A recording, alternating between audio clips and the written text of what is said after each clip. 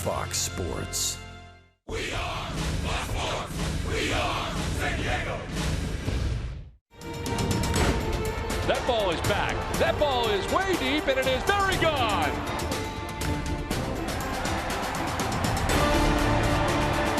Rendon will score, and the Nationals walk it off 3-2 here in the ninth.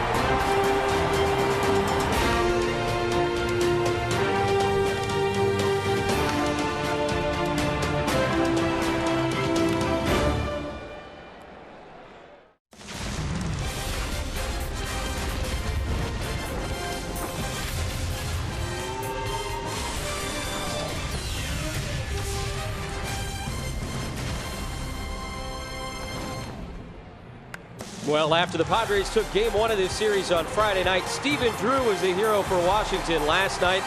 A pinch hit, RBI, walk-off triple in the bottom of the ninth inning as the Nationals came from behind to beat the Padres 3-2 and even the series 1-1. Welcome back to Nationals Park with Mark Grant. I'm Jesse Agler. Hey, it's a Sunday afternoon. Beautiful day for baseball here in the nation's capital. And a lot going on with the Padres bats as of late. And maybe the most interesting guy and the most noteworthy guy is second baseman Ryan Schimpf. 7 years in the minor leagues in the Toronto Blue Jays system. Never got a major league call-up. Now up with the Padres and hitting everything. And everybody around Major League Baseball saying, who is this Ryan Schimpf? All 5'10" of him. The guy's a spark plug, hitting sixth and putting a charge into the swing. Hey, small in stature, big with the stick. Why? Great mechanics. Alan Zinter says he gets himself in a good hitting position. He hits mistakes with some power. Brett Wallace played with him a little bit in the Toronto organization. He says, you know what? Why isn't this kid gotten a chance? He's getting it now. 824 slugging, 3 home runs, 5 RBIs last 6 games. This is a kid who's staying hot. Hopefully they win the series today. Well, his challenge and the Padres' challenge is young Lucas Giolito. 3rd major league start, one of the top prospects in all of baseball. Number 1 prospect for these Nationals. The guy's got a high ceiling. 6'6", 255. That's a keeper. He throws up to 100 miles an hour. Big, hard, firm curveball, but his biggest weapon, they say, is that changeup. This kid just needs to refine it a little bit, know how to pitch, hit his spots consistently, but this kid's a good one. It should be exciting to watch him today. Each of his first 2 major league starts came against the New York Mets, one here, one at Citi Field in New York, so he gets a look at a different team in the major leagues for the very first time here this afternoon. When we return, it'll be the rubber match. Game 3 of the series is coming up. Padres and the Nationals from the nation's capital. First pitch when we return.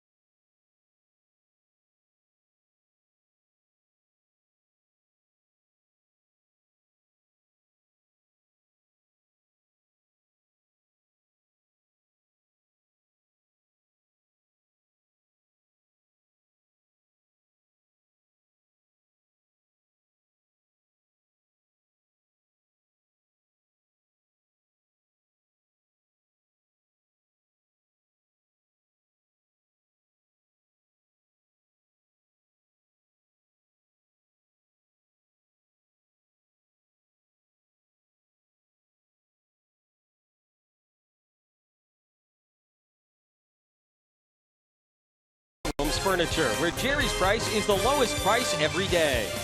By Petco, your complete pet store. By Pinnacle on the Park, make your new home here. Visit pinnacleonthepark.com for details. And by Veterans United Home Loans. Nominate someone in uniform today at aboveandbeyondaward.com. Nice and steamy in Washington, D.C. Final game of this 3-game series. Final game of the season series between the Padres and the Nationals. Mark's watch tells us it's 93 degrees outside, and it feels every bit of it, doesn't it? And mostly cloudy. Don't forget the mostly cloudy. Mostly cloudy. Your watch tells you that too? Absolutely. Boy, that thing does everything. Just wait till we get to Toronto. It works in Canada too. Oh, it's Celsius. You're sure? Yeah.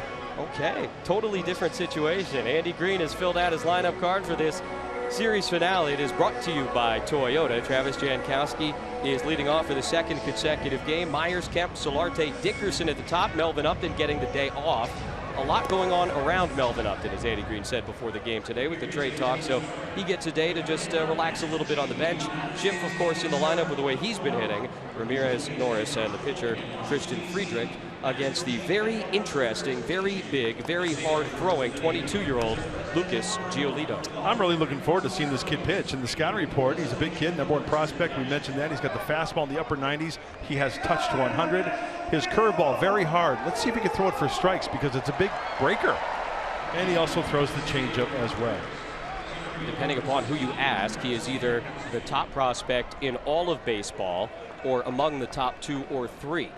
6'6", 255 pounds, and it looks a little bit different out there. A little bit of a hesitation. Jankowski swings at the first pitch, and he lifts it in the air to center field. That is Michael A. Taylor making a catch, 1 away, and we take a look at the rest of the Washington defense. No Bryce Harper in right field. That's Chris Heisey. You just saw Taylor in center, Worth in left, Rendon Espinosa on the left side of the infield. Trey Turner back in the starting lineup. We saw him on Friday night. Daniel Murphy over to first base, and Wilson Ramos starting a 3rd consecutive game behind the plate. Here's Will Myers. You see Ramos behind the plate. It's going to be a tough day for the catchers, I think. It most certainly is. It might be a 3-4 shirt / jersey type day. Yeah, I don't know that everybody realizes that happens, you know, for some guys. You go back to the clubhouse, you grab a new one a little bit lighter. Get yourself ready. It might even be a rotation basis where you throw your wet one in the dryer for a little bit, you wear the other one, and then change the next inning. Very interesting. Blas Diaz calling the balls and strikes. Adam Hamari, the first base umpire, Dan Molino at second, and the crew chief Tom Hallion, who was breakdancing last night, is at third base. Upstairs to Will Myers. I said Ted Leitner used that term describing Tom Hallion's punch out. It's perfect. You're a good umpire impersonator guy. I mean, Tom Hallion, that's a unique thing back there he does when he rings you up. He's been around a long time. I've been watching Tom Hallion do that since the late 80s. 2 balls and a strike to Will Myers, and Will fouls that one out of play. Still watching movies from the 80s as well. Yeah, most of your references more dated than contemporary. Take a look around Nationals Park. 336 down the left field line, 335 down the right field line, 402. A little corner, a triangle out in straightaway center field. The place could not hold Ryan Schimpf last night, that's for sure. A very long home run to right field. 2 balls and 2 strikes to Myers, and Will pops it up. Shallow right. Trey Turner going back, and the former Padre draft pick makes the catch. And a couple of outs in the air for Giolito. Yeah, here's Tom Hallion last night, the plate umpire. I love this. No parking on the dance floor. Oh, yeah. It's a good one. Third base today. He gets a break today. Yeah, no chance to dance over there. Just fair foul, right? Outer safe. Sure. Maybe some check swing appeals. Did he go? They go all the time. I know your opinion, yes. Matt Kemp takes low from Giolito. Boy, so much to talk about, huh? Matt Kemp facing the rookie Giolito. Is he going to get the fastball over the heart of the plate? Is he going to get the breaking ball? Kemp 2 for 4 with a couple of doubles last night. He sends that one to right field, but Heisey comes in and makes the belt high catch. And it's a 1-2-3 first for Lucas Giolito.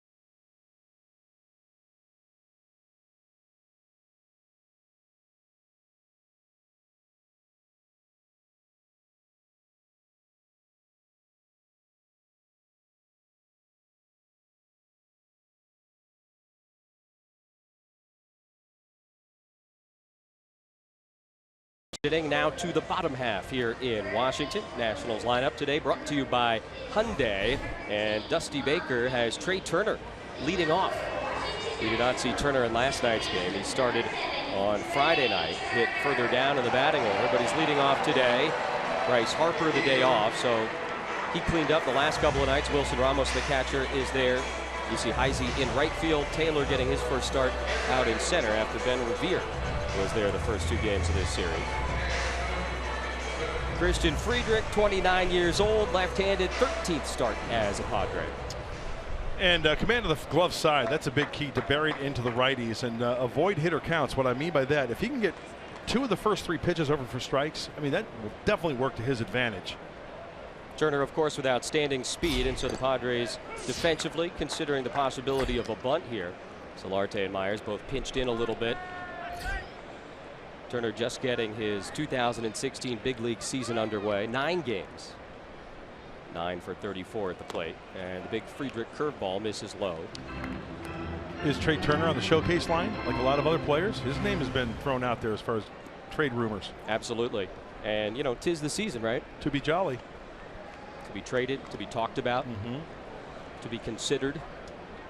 1 ball and 1 strike. It's fouled straight back. Yeah, I mean, look, the Nationals are looking for bullpen help. Aroldis Chapman is out there. Trey Turner's name has been kicked around, and so has Lucas Giolito, today's starting pitcher for the Nats. Dusty Baker, one of my faves, went in the clubhouse today. The National side said hello to former teammate. That's into right. Kemp going over, not going to get there. Now it's off to the races for Trey Turner as the ball goes into the corner. He's rounding second. Little bit of a stumble, but Turner will make it to third without a throw. This is his 10th game of the season. That is his 3rd triple. That's the kind of speed we're talking about. And as a hitter, you hit the ball in that particular area, you see the right fielder, whoever it is, and right about there is when Trey Turner is thinking 3 the whole way. And what's that tell you when Trey Turner is standing on third base and not 1 speck of dirt on that uniform, because that's a stand-up triple. That's to know he got speed. He's already stolen 3 bases this year, including home. It was a double steal. See, I don't count that. It's technically a stolen base. Yeah, it's not the same thing. I agree. Melvin Upton Jr., that's old school. Straight steal. Big league straight steal of home. Jackie Robinson. You bet. I agree. Not the same thing, but statistically counts the same. Here's Jason Worth. 12 home runs on the season, and he takes a curveball for a strike. Here's the double steal against the Dodgers this past week. Both guys end up safe on the play. Still pretty cool. Hey, exciting play, you bet. Very fun. Worth tried to check his swing. He did, for Adam Hamari. Jason Worth has reached base in 27 consecutive games. Friedrich, of course, as a left-hander, has his back to Trey Turner, so he can step off an aggressive lead if he wants.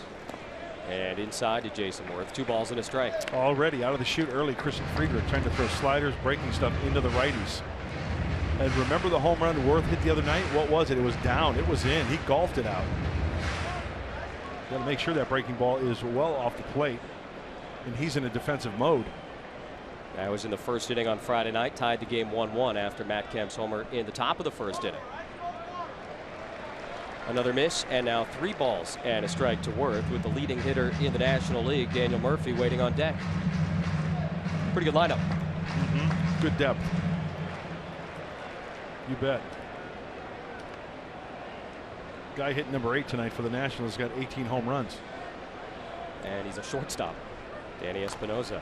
There's a ground ball into the Padre dugout. So now full count. 3 balls and 2 strikes to Worth.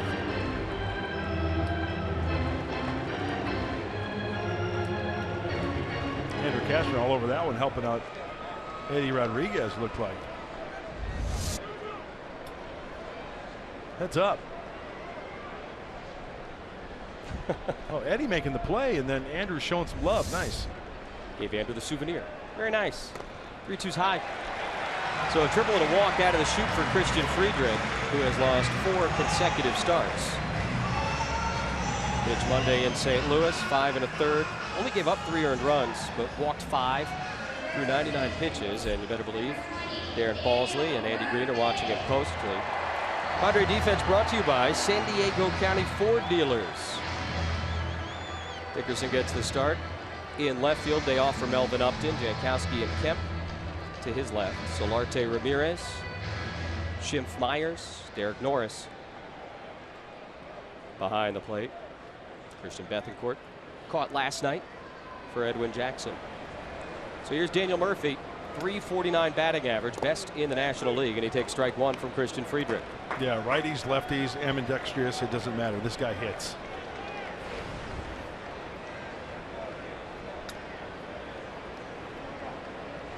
One for 2 in the game last night.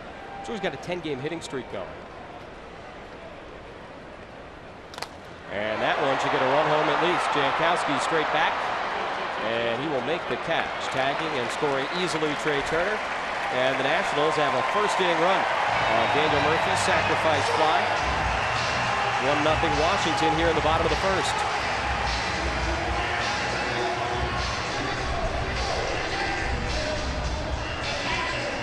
Well, imagine for Christian Friedrich now.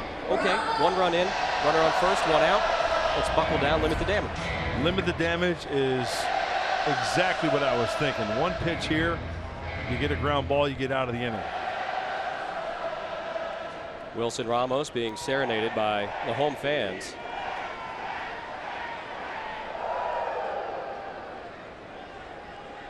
Nationals catcher second only to Daniel Murphy in batting average in the National League. .331.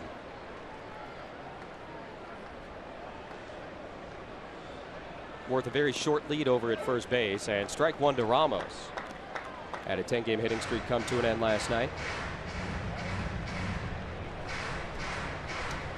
Hitting streaks are funny, right? His batting average actually went down over the course of the 10 games. 1 hit, like maybe 5 at-bats. There you go. Maybe an extra inning game. They had an 18-inning game. Ah, that would hurt. Could be 2, but it's off Ramirez, glove into left field. It was hard hit, pretty much right at Alexei. Went with that sort of sliding backhand we've seen him do so much this season. It gets through, and so runners on first and second, 1 out, and Anthony Rendon coming up. Well, they're going to score that a hit. And I can see what Alexei was trying to do. I don't know.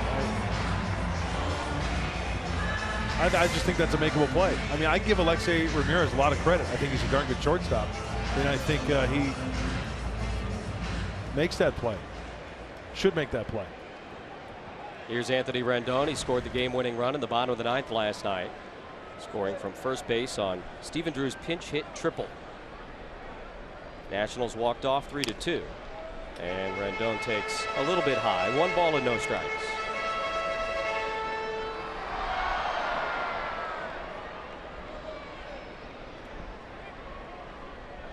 Not only did he score the game-winning run last night, he has scored more times than any other National here in 2016.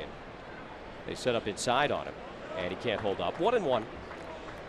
He talked about Friedrich to the right-handed batters, and one thing Andy Green said, he wants to attack and angle in on the right-handed hitters. Yep. Christian Friedrich has that, I would say, high 3/4 arm angle. So when you work downhill a little bit and then you get that angle, it's tough to keep fair. It's a tough pitch to really square up. Christian goes also from the first base side of that pitcher's plate, so he's really getting an angle down and in that way, if you want to look at it that way, to the right-handed hitter. I do want to look at it that way. Called strike on the corner. And that's what he did right there, only on the outside corner. So you got the idea. Pitches with the high tops. And yeah, as he said, he's all the way over on the first base side of that rubber. So he gets that angle down and in to the righties, and then that straight line from where he sets on that rubber down and away to the righty. That was a good pitch there. And that could be 2. Solarte will step on the bag for 1, throw across, and they got him. So 1 pitch after it looked like they might have the double play, they do get the double play. Dusty Baker maybe going to hold things up. But for the moment, an inning-ending 5-3 double play, 1-0 Washington after 1.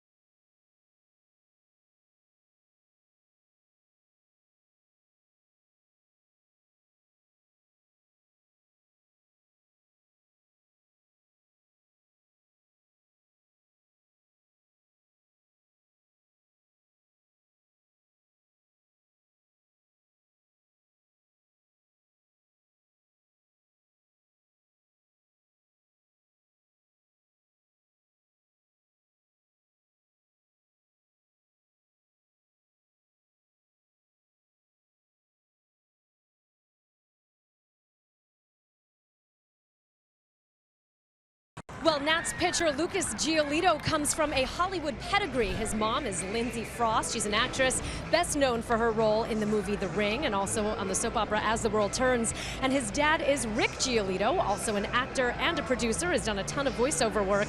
And a lot of members of the media here in D.C. saying that it has helped him so much with his poise. He comes off so much more mature, well beyond his years. And guys, if you're hungry, check out his social media, Twitter, and also his Instagram page. He does a series called The Baking Challenge, in which he puts his baking prowess to the test. He challenges other members of the Nationals and also gives baking lessons. And apparently, he brings in these amazing confection creations into the clubhouse. They all get to enjoy them. He is best known for his cinnamon rolls. I'm telling you, the photography is fantastic. You got to see the strawberry shortcake. Looks amazing. Wow. So, you know, it makes sense, right? Every office has that one person who bakes and always brings stuff in. Yep. No different in a baseball clubhouse. I'm wondering if he brings the birthday cards too for everybody to sign. Hey, it's Wilson Ramos' birthday tomorrow. Can you please sign the card in the room? Big curveball to Solarte is high, 2 balls and a strike. Giolito just had a birthday. He turned 22 10 days ago. Young guy. Yeah. And very cool. I hadn't thought about that, by the way. You know, kind of growing up, Santa Monica, Hollywood, ground ball into the shift off the bat of Yangervis Solarte, and 4 up, 4 down against Giolito. As we take a look at the keys to the game, brought to you by your San Diego Honda dealers. All right, Mark Grant, I know you put a lot of thought into these every morning. What do you want to see? I want to see melt Giolito.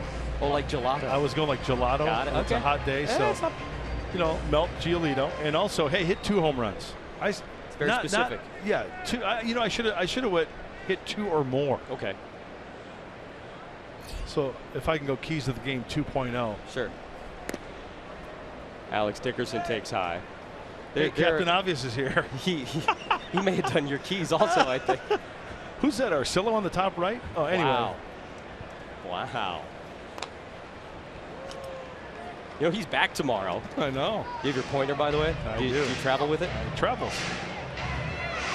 I suppose that makes sense. As much sense as I'm going to tell the customs agent when we get to Toronto. I have a pointer with me. Yeah. Well, do you have anything to declare? Anything we need to know? Dickerson. Proud to be an American. Right to Espinoza. A couple of ground outs to shortstop here. There's a story with that, right?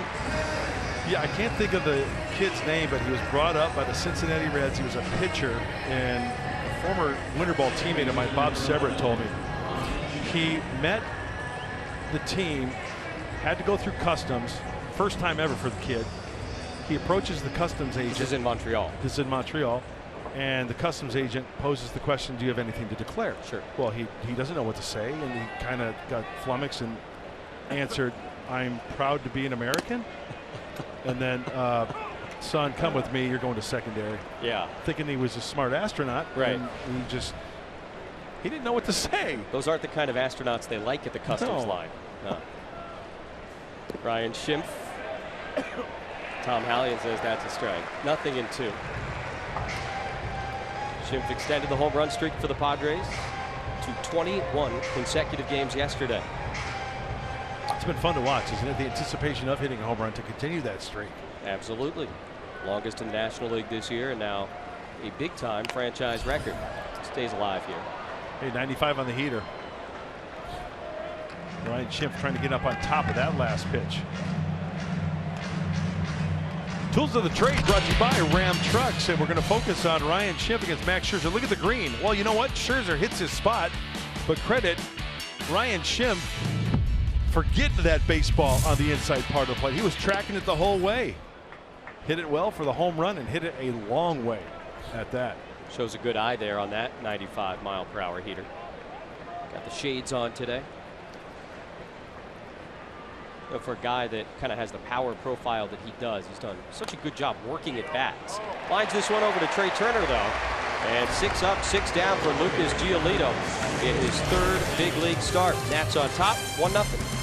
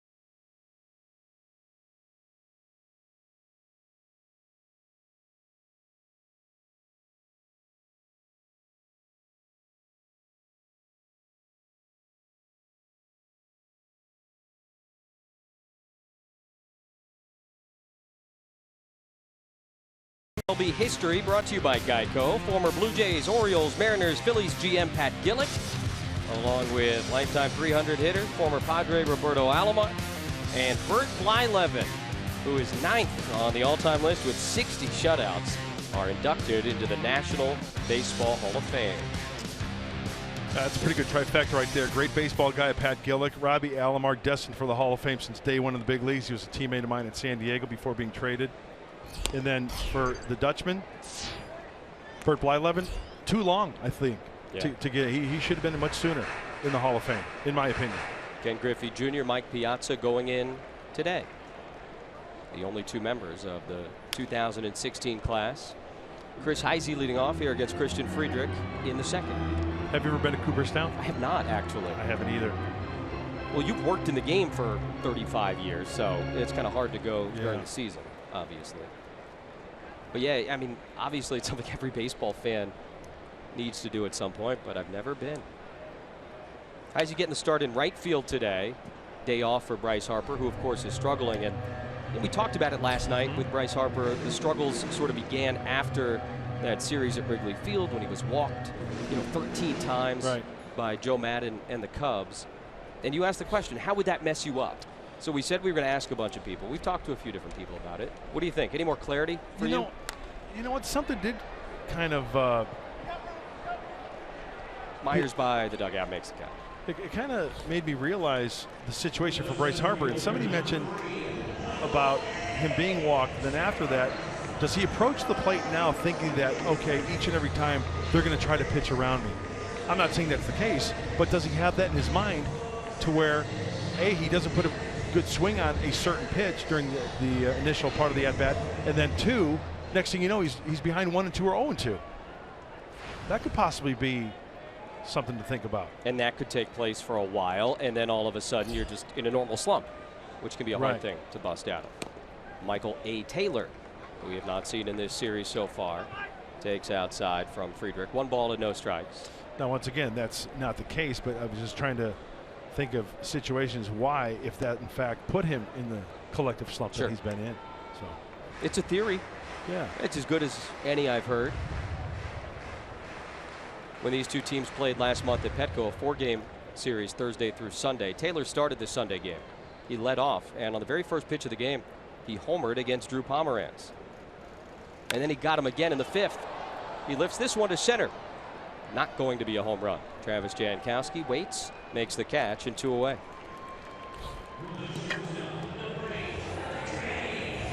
So Friedrich trying to settle it back down after he gave up a run on a couple of hits. Walked a batter in the 1st inning. Rubber game of this series and of the season series. The team split that 4-game set at Petco in June, and has split the first 2 games here this weekend. Danny Espinosa been out there pretty much every single day at shortstop for the Nats. He has started all but 6 games here this season. Mudd alluded to the 18 home runs earlier. Only Trevor Story has more among National League shortstops.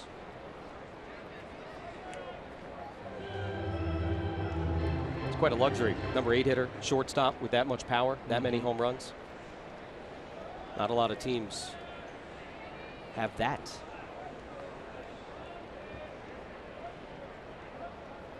The 1-ball pitch is fouled back out of play.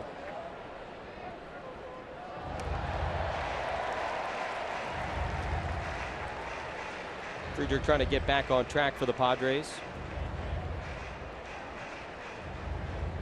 Andy Green says he wants Friedrich to stay stubborn with what he does. Not worry too much about the scouting reports, be his own man, etc. Stick to his strengths, right? That's it. I've always been a firm believer of that. It's a fine line, right, for a pitcher? It is, because, you know, there are scouting reports and you pitch to a hitter's weakness, right? But I've always been a believer of, if I'm in a certain situation to where I'm battling a hitter in a certain situation, I'm going to stick to my strength. It's almost the unstoppable object, immovable force, right? Immovable object, unstoppable force. Sure. I'll get it right. So, hey, if the pitcher's like, I know I'm at my best when I'm working inside to right-handers, and you got a right-handed hitter at the plate who likes it inside, you're saying, go inside anyway. 2 balls and 2 strikes now to Espinosa. I really think the straight changeup is a good pitch from Friedrich in a situation like this to Espinosa. Right-handed hitter, power hitter, loves the fastball. Give him a different look. Looks like a fastball, but pull the string on him. That one's into right center. Long way to go for Jankowski, but he closes so quickly. And Friedrich with a nice 1-2-3 second inning. 1-0 Washington after 2.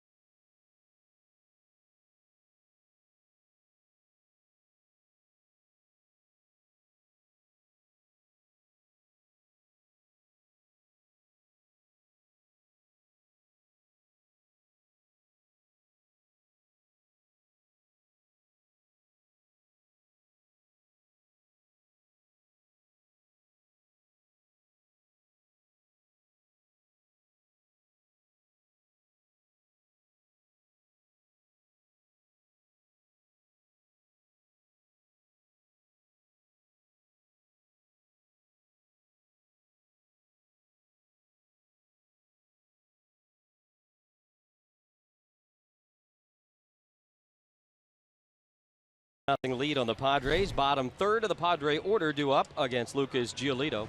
Who's going to live there next year? Time now for the Fan Diego fan of the game. It's this guy. He's got a Padre jersey. Yeah.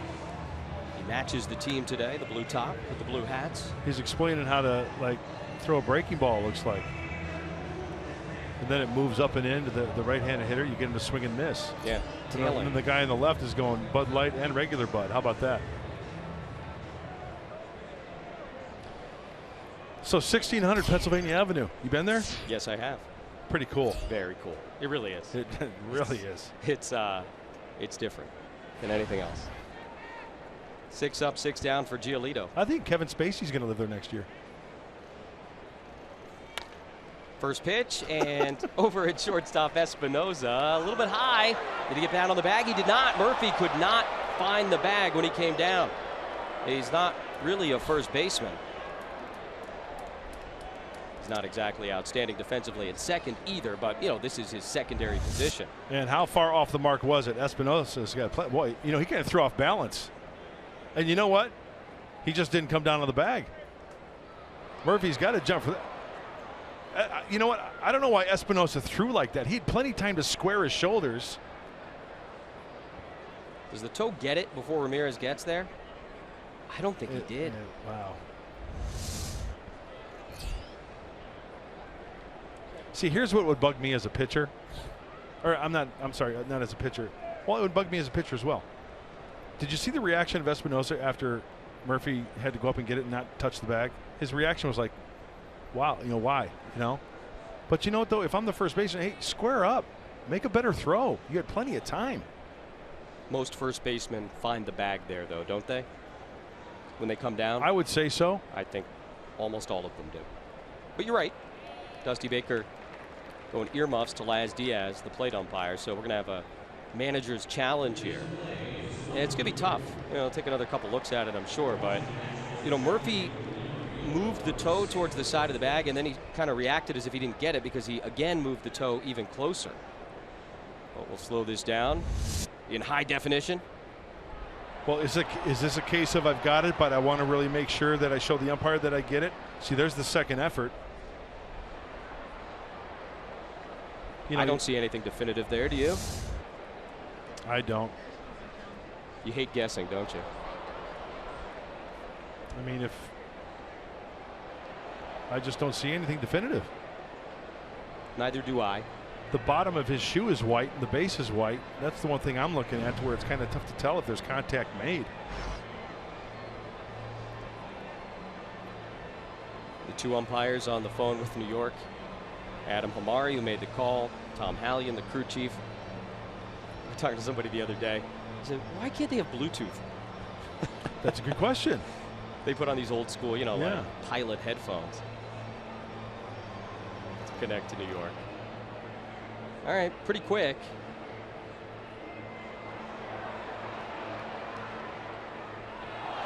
Works out nicely for the Padres. So E6, right? I would imagine. Dusty Baker loses the challenge. Ramirez aboard. And it is an error on Danny Espinosa. So the first Padre base runner comes after all of that. And now the number 8 batter today, Derek Norris, against Giolito. Uncharacteristic, fewest errors in all of Major League Baseball, these Washington Nationals. Yeah, Espinosa's got such a great arm and just didn't really use it well there. And then Murphy had trouble on the back end of the play. High strike called to Derek Norris. Ramirez at times this year had tried to steal bases, but not really much as of late. Take a look at the numbers for Norris. Padres with 12 homers out of their number 8 hitter this afternoon.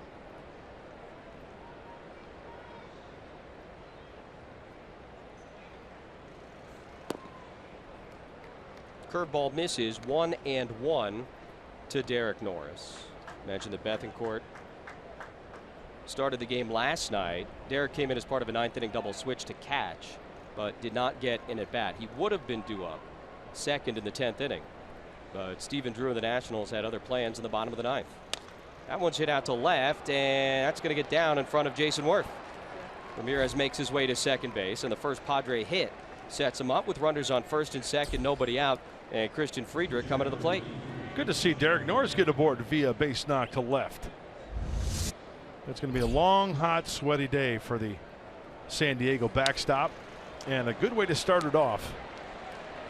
His first at bat, a couple of base runners and nobody out.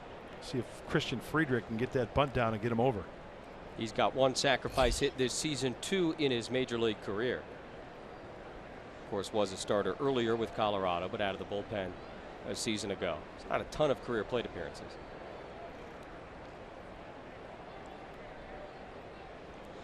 See how the Nationals try and handle it defensively. Bunts it back in the air, and Giolito makes the play.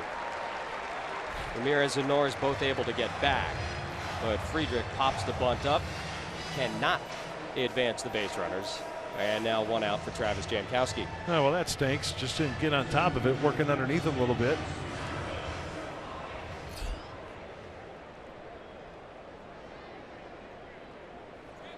Julie earlier was talking about Giolito's Hollywood pedigree. Another member of his family, his grandfather Warren Frost, had a recurring role on Seinfeld. Yeah. George's girlfriend, fiance Susan, her dad. That's cool. That's this guy's grandpa back in California. Jankowski takes high, 1 ball and no strikes. Travis flew to center field his first time.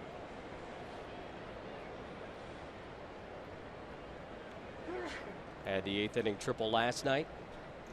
One of those would do well here. Yeah, not getting that bunt down hurts, obviously. Well, Captain Obvious will tell you that. He's here today. His next sign should say, not getting the sack bunt down hurts. It's a little wordy. What would you suggest? Bad bunt. All right, I'll go with that. A little bit outside now. 3-0 to Jankowski. I feel like he'd fit in well up here with you and I. Yeah. Captain Obvious. Great costume. Probably hot. Showing the runners there. Nicely done. Derek Norris. Alexei Ramirez. 2 balls and a strike to Jankowski. And now 3-1. Andy Green loves his walk rate. We've talked a lot lately about the quality of Jankowski's at bats, the number of pitches he sees. And that's certainly the case right here, right now. 3-1 is low, and the Padres have the bases loaded with 1 out, and Will Myers coming to the plate. Mike Maddox, Washington pitching coach, going to come out, talk to Giolito. So that almost works as a wash, right? A little bit. Yeah, because you get the bunt over, first base open. Runners, yeah. Jankowski gets the walk. Now the Padres right where they're planning on being after everything's transpired this inning. Now these are the hitters you want coming up in this situation. Myers and Kemp, the next 2 do, as you get a look at Ramirez, Norris, and Jankowski.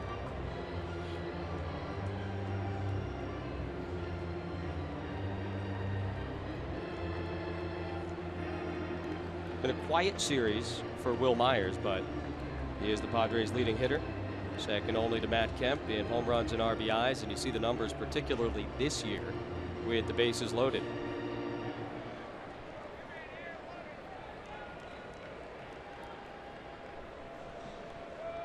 So a big spot here. Nats got a run in the first. Padres looking to get on the board here in the third. Nice stop by Ramos. Big key here for Will Myers, and he knows this. Don't get froggy. And with each ball thrown, that strike zone just starts to maybe shrink a little bit to where he can sit back and wait for his pitch. You got to realize Giolito is on the ropes here. Will's done such a good job taking that outside fastball to right center field. They come inside on him, and it misses. 2 balls and no strikes.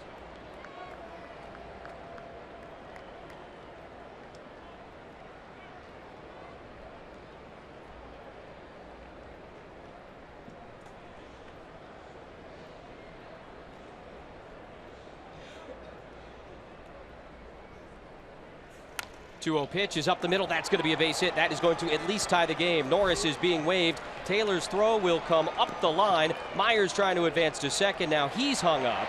And Myers will be tagged out. Now coming home, Jankowski, and he's in there. How about that base running by Travis Jankowski? Not a lot of guys in baseball fast enough to pull that off, but Jankowski is. The Nationals do not have a challenge as he got the hand in ahead of the tag of the catcher Ramos. I tell you what, even from our vantage point, he got that hand in, so let's go back to Myers. Fighting it off up the middle. Ramirez scores. Here comes Norris. Now Will Myers, he stops, allowing time for Jankowski right there after the tag. Foul side, gets the hand in there safely. You bet. That's what speed does for you each and every day at the ballpark. There's the slap. Nice. Kemp grounds one into the shift on the left side.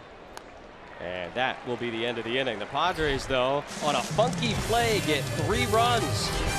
And they take a 3-1 lead.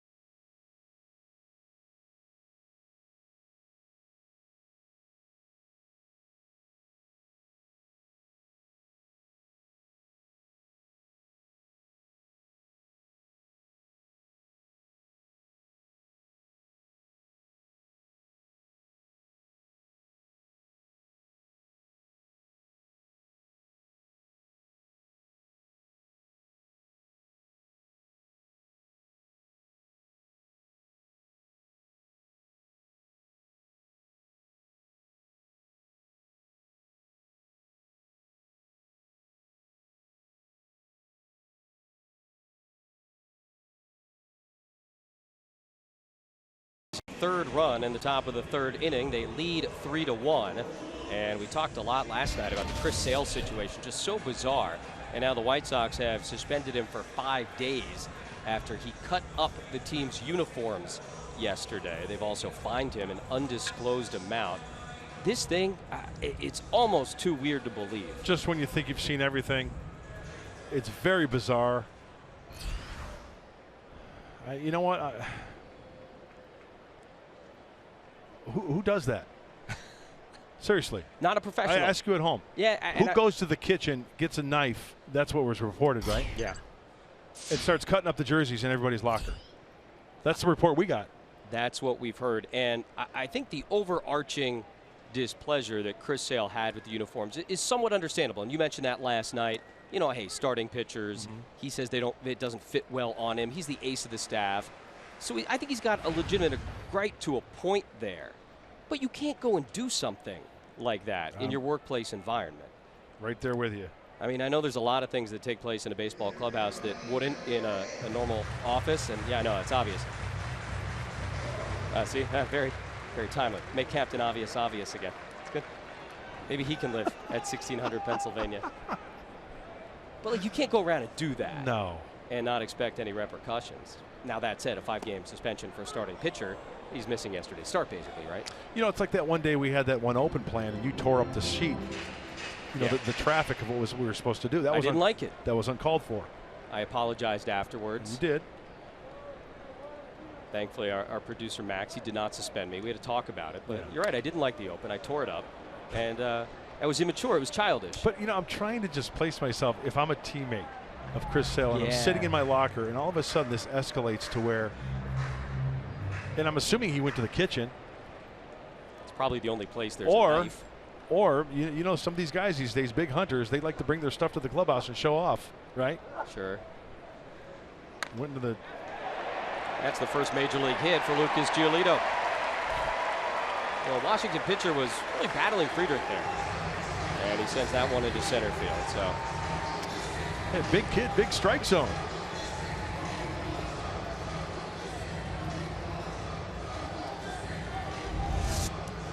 Christian Friedrich from the left side just trying to make a good quality pitch, and even if you miss up, he's big enough to where he can get on top of it and send it to center field for a base knock.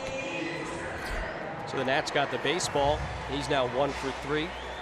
This is his 3rd major league start. Tracking it so it can be authenticated. You okay with that one? Or are you going to question it like you did Alex Dickerson yesterday? No, I'll take that. You like the chain of command there? Yes. From Laz Diaz to the exchange bat hands, boy. you can cleanly see the ball exchange hands and go cleanly into the dugout. No tampering. How about that number for Trey Turner? 10 games, 3 triples. Same as the Orioles in what, like 100 games at this point? He's an exciting young player. There's no question about that. Scored the Washington run back in the 1st inning on Daniel Murphy's sacrifice fly. Yeah, you weren't totally convinced Dickerson got his grand slam ball from Wrigley. Yeah. I thought we investigated it pretty thoroughly. That's going to get through the left side. Trey Turner 2 for 2. Giolito stops at second base. And after the Padres gave Christian Friedrich his first lead of the afternoon, Washington has answered with back-to-back singles, and now Jason Worth, Daniel Murphy, Wilson Ramos coming up. Now you get the heavy hitters, and you know, as a pitcher, you'll take ground balls all day. As we take a look at here, Turner just happened to hit it in the hole. I think as a pitcher, if you're consistently down making good pitches, you get consistent ground balls. Yeah, they'll find the glove and you'll turn 2.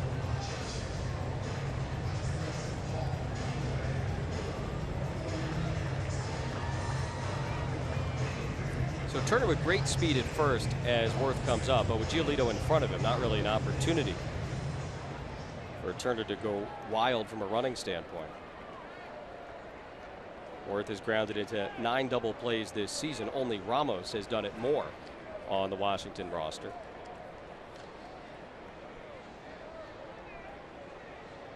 Well, Jason Worth is requesting Dan Bellino move on the other side of second base. He was over here, and he moved over here with the request of Jason Worth.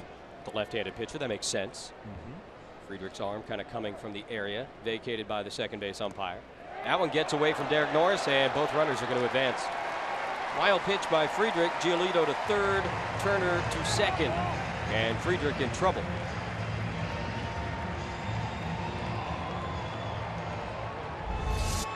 Looks like a breaking ball, you bet.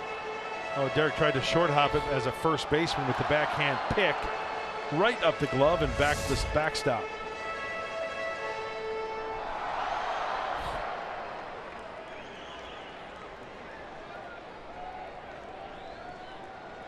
So Worth, who walked his first time up to extend his streak to 28 consecutive games on base, has an opportunity to do big time damage here.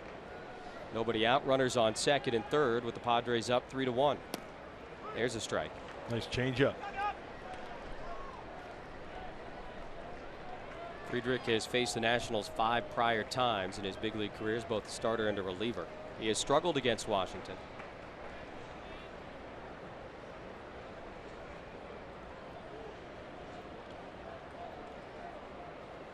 The 1-1 to Worth is on the inside corner. Strike 2.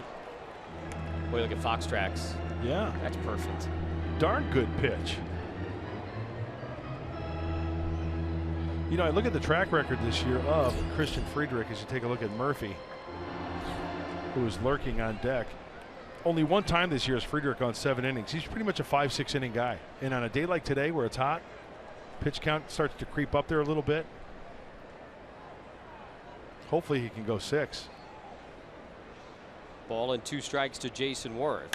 And he hits that one out a left center field. It is deep, but Jankowski looks like he's got some room. He will make the catch. Giolito tagging, Turner tagging. Both runners advance. One away, and now a 3-2 Padre lead. A leadoff single by the pitcher. And now a one-run game.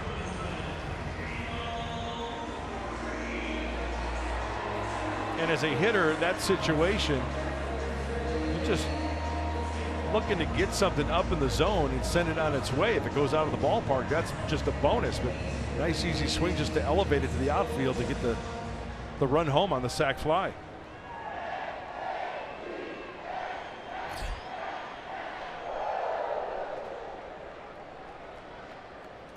Now Daniel Murphy, who had a sac fly of his own back in the first. Each of the two Washington runs have come home on sacrifice flies.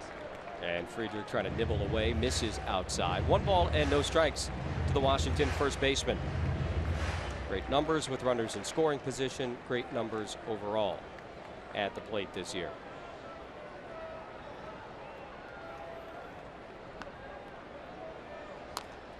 That's a foul ball at the plate. 1-1.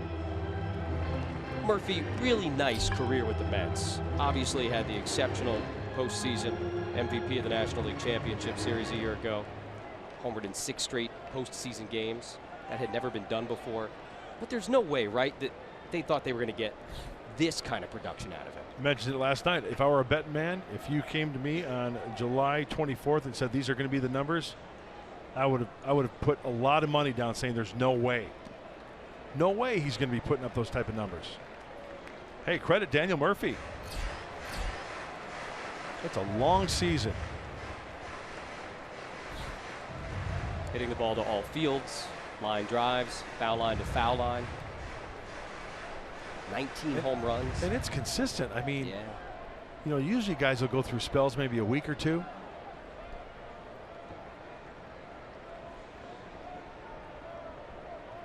Maybe a handful of games. Hits that one on the ground. That'll get Turner home. That'll get into right field for a base hit. Daniel Murphy has driven in 2, and the Nationals have come right back to tie this game up 3-3.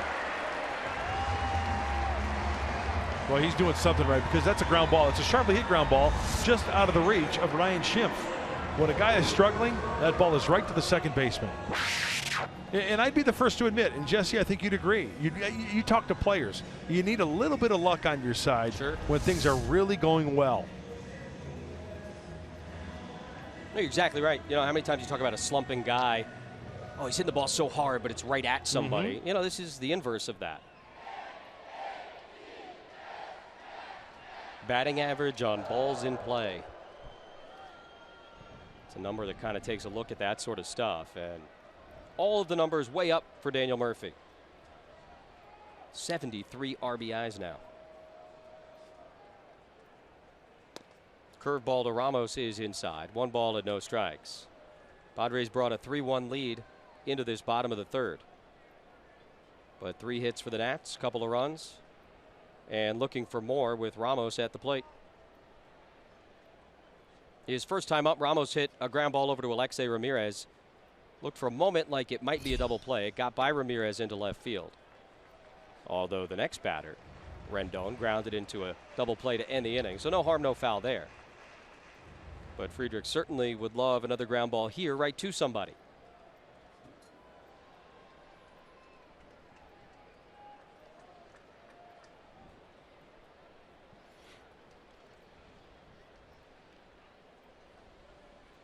.2-0 pitch, hit well out to left field. Dickerson back looking. That is way out of here. 2-run home run for Wilson Ramos.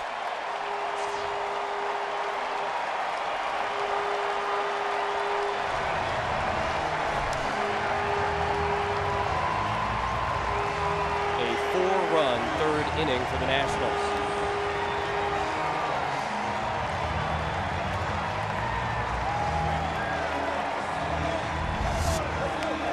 Flirt with disaster, 2-0. Down and in.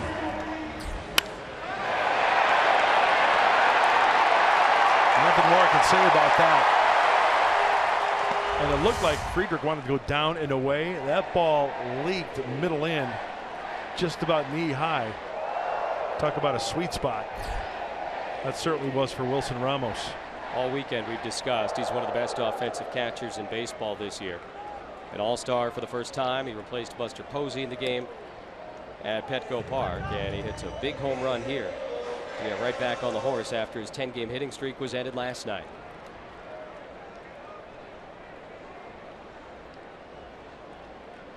Here's Anthony Rendon, still just 1 out.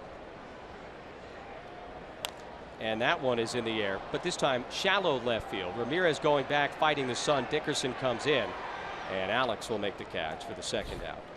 Here in the bottom of the 3rd inning. Carlos Villanueva starting to throw in the Padre bullpen in left field.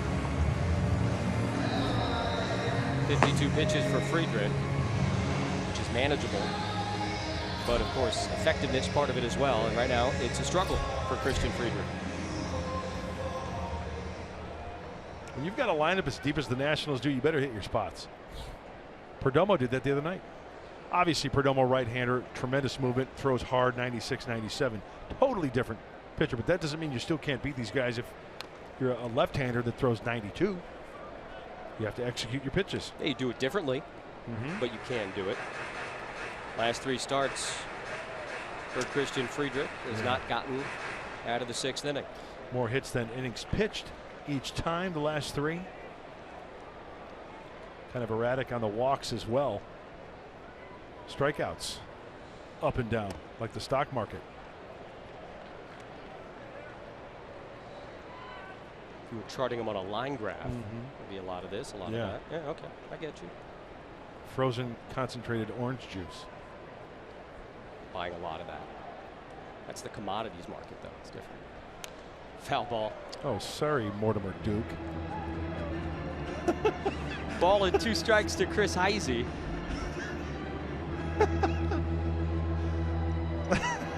We're not too far from Philadelphia. No. That was the 25th pitch. I don't know how obvious that is. A little bit inside. 2 balls. You know what? And 2 strikes. Captain to Heisey. Obvious. If you guys down there be so kind, go back to that. Captain Obvious. See that number 14344? Yeah. If you look at baseballreference.com, each player has the number of that has made his debut at that number. Right. Is he referring to Heisey? It's the only thing I can think of. Well, let's go to baseballreference.com. We can do that. What was it? 14344. 14344. Chris Heisey. Chris Heisey, when he made his big league debut in 2010, became the 17,333rd player in Major League history. Wonder what that is then. 3 balls, 2 strikes, and a fly ball left field. Dickerson tracking it.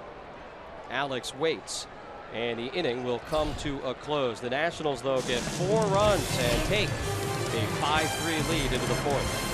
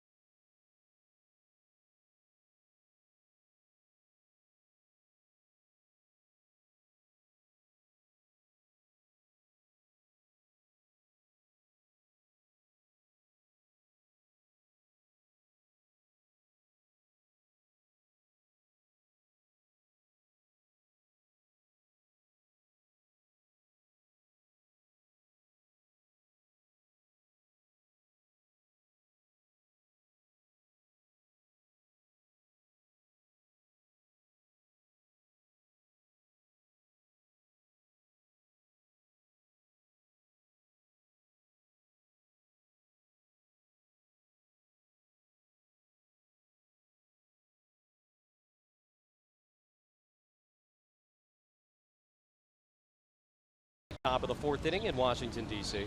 It's a very pleasant shot. It You hear is the very birds nice. chirping. Yeah, you got the flowers, Capitol What are those, oleanders? Really? I don't know. I'm just guessing. They're probably not. I just took a wild guess. Pansies? I'm not big on flowers. I love love flowers. Love candles. Yes, you do. Big fan. You're sticking with that over the course of this season on the road? Yeah. In the hotel rooms? Mm-hmm. Yeah. Lighting some candles, setting the mood for yourself? Mm-hmm. Helps you relax. Too legit. Oh, he's going MC Hammer on us. Circa 1990, 91. By the way, I would not have guessed that Captain Obvious wears a fanny pack, but he does. Solarte leading off against Giolito. Padres back behind the Nationals, 5-3 here. What was he using for shoulder boards? It looked like French bread or something. Really? Yeah, it did. It looked like loaves of bread or something.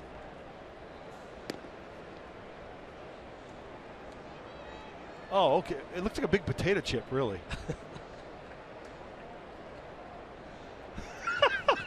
He's hilarious. Well, that's obvious. You see how serious his face was when he was pointing? Look at he's looking. Is he looking at Rendon at third?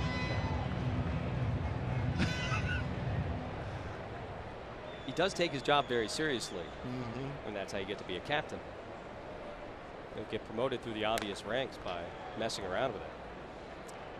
If Giolito gets a feel for that curveball, remember it's a big 12-6 curveball, power curveball. Boy, if he can throw that for a strike, he's going to be tough to contend with. His first two major league outings kind of interesting, both against the Mets, as we said. The first one was here, and 4 really good innings. He only allowed a hit, didn't give up any runs, and then there was a big rain delay, and he didn't come back into the game. So you say, okay, hey, nice debut. It looks pretty good. And his next start, also against the Mets, that was on July 7th, and he got knocked around. Couldn't get out of the 4th inning, and the Mets beat him up pretty good. 4 runs, 7 hits. He walked 4, gave up a couple of homers. Solarte on the left side, foul ground. That'll be out of play. And he said, you know, it kind of snowballed on me. And they started getting some hard hit balls, and then it was like I lost my focus, my mojo, whatever you want to call it, and the game really sped up on him. And so that's the thing he's out there trying to work on here today in big league start number 3. Absolutely, and when he is in a situation like that, that's when the changeup's going to come into play. They say that could be one of his best weapons. You saw the repertoire, pretty basic fastball, curveball, changeup. And you know what, another little nugget on Giolito, here's a kid bouncing back from Tommy John surgery. Back in 2012. Bounced back after 10 months. Used a 12, 18-month rehab. Bounced back in 10. Began last year at single A, got promoted to double A, began this year at double A, and then straight from double A to the big leagues last month for his debut. That's a little blooper into left field and just foul. Rendon ran it down, but Solarte missing perhaps a double by just a couple of feet to the left of the foul line. Still 2 balls, 2 strikes. Speaking of Tommy John, I got a great trivia question for you. All right. Who was the second pitcher to have Tommy John surgery? That is a good question, because the surgery is not named after him. He's a friend of mine. He was my pitching coach in AAA. He's a San Diegan. Brent Strom.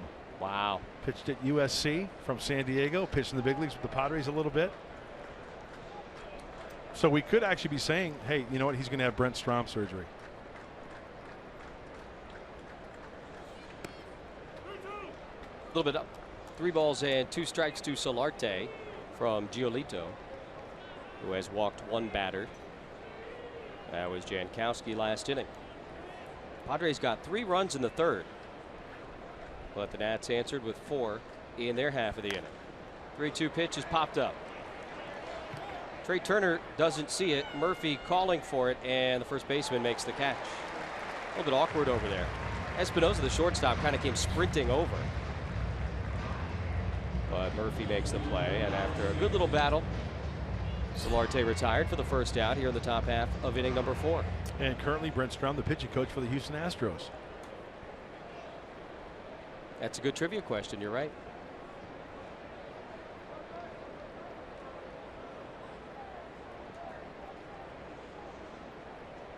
The ground out was to shortstop by Dickerson, and he swings at the first pitch, lines it foul, 0-1.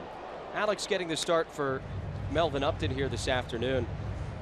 And, you know, we've been talking about all the trade rumors that are flying around and that kind of stuff. And, you know, Melvin, he's been asked about it. Andy Green has been asked about it. And they've both been pretty straightforward and saying, yeah, we know what's going on and it is what it is. But Andy Green made such an interesting point. He said, hey, a year ago, this is a guy that nobody wanted. Yep. He just said that. He goes, think about that. And now you got multiple teams calling about Melvin Upton and his services.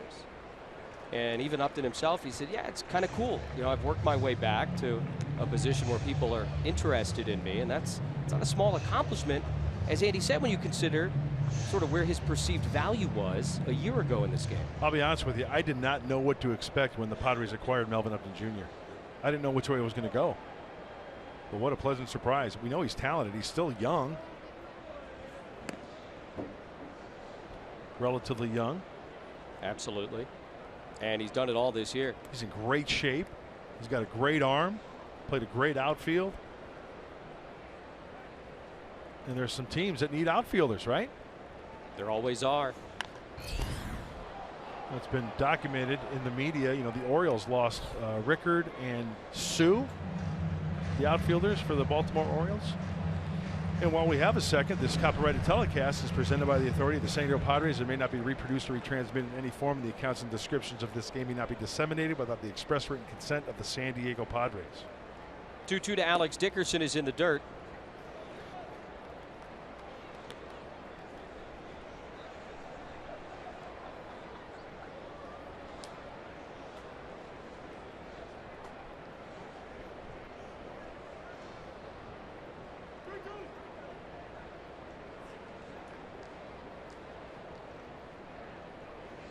Giolito straight up and down as he gets ready to deliver the pitch, and that's a hard hit base hit into right center field for Dickerson. He's definitely thinking about two. He's on his way to second base. Taylor's throw comes in, not in time, and the ball gets away. Hustle double for Alex Dickerson.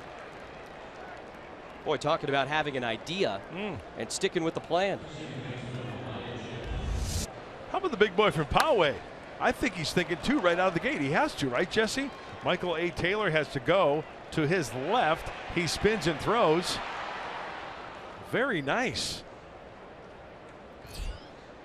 Dickerson picked up his first big league steal not too long ago, and now his third double of the season. So runner in scoring position for Ryan Schimpf. And we'll go cliche on you. When he's at the plate lately, everybody's in scoring position. All the extra base hits.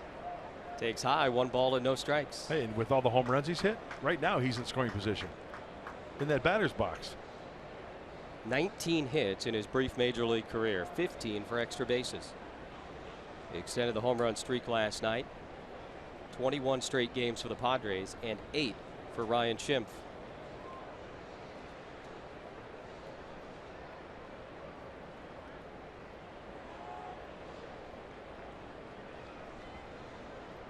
Doubtful that Dickerson is going anywhere, but Giolito paying him some attention. What do you make of Giolito physically out there? I mean, he's a huge guy, you know, 6'6", 255. You know, his mechanics seem a little herky-jerky to me. Not really smooth. High front side, comes over the top, funky leg kick kind of. Arco top-tier player profile focuses on Ryan Schimpf. Rookie slugging percentage leaders in the month of July. #1 in all of baseball. That'll happen. That's impressive. You don't really single. 2 balls and a strike now to the Padres second baseman. Hey, Andy Green said earlier today, if he keeps this up, and he's been a huge part of that, of course, he could be a consistent 20 home run guy at the major league level. You don't say that about a lot of second basemen. What took him so long? It's a great question. Legitimate question. Yeah, 7 years in the minor leagues with Toronto. Padres, you know, they just signed him as a minor league free agent this offseason. Good numbers at AAA El Paso, and with all of the injuries the Padres were suffering on the infield, beginning with Spangenberg and Solarte and Jamal Weeks, he got the opportunity here, finally made his major league debut. And Andy Green, everybody else, been very impressed with what Ryan Schimpf has done so far. Hits that one hard out to right center field. Taylor coming over. He's not going to get there. Dickerson had to wait up. He's being waved home. Here comes the relay. There will not be a relay. Dickerson crosses the plate, and an RBI single for Ryan Schimpf as the Padres get one of those runs back. Now a 5-4 game here in the fourth. That'll do.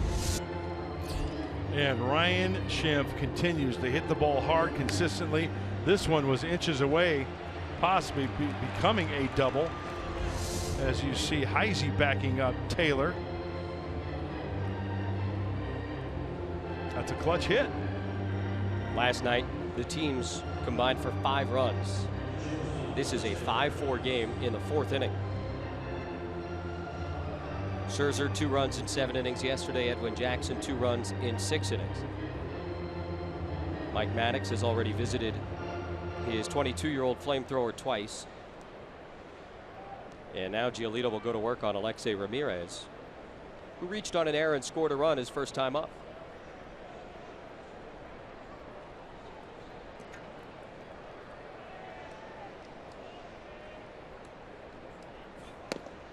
Interesting. Pulled the bunt back. And 1 ball and no strikes. You know, I haven't seen the really wild fastball yet from Giolito. Yeah. I mean, he's touched 95, but we've got reports 98, at times 100. He's been inconsistent with the curveball. Really haven't seen many changeups as well. It's a good observation. Not obvious. You know what? I've got one of those captain's hats at home too. I should travel with that. Yeah, you really should. When I say something really obvious, which is like 98% of the time, I should just wear it. What else do you travel? You got a pointer, obviously, that you travel with.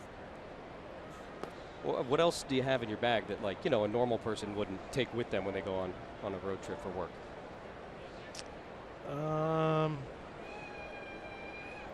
Spray starch. Okay. Well, you do a lot of ironing. Yes. Bring your own. Seems reasonable. Yeah. 25th pitch of the inning coming up right here and now.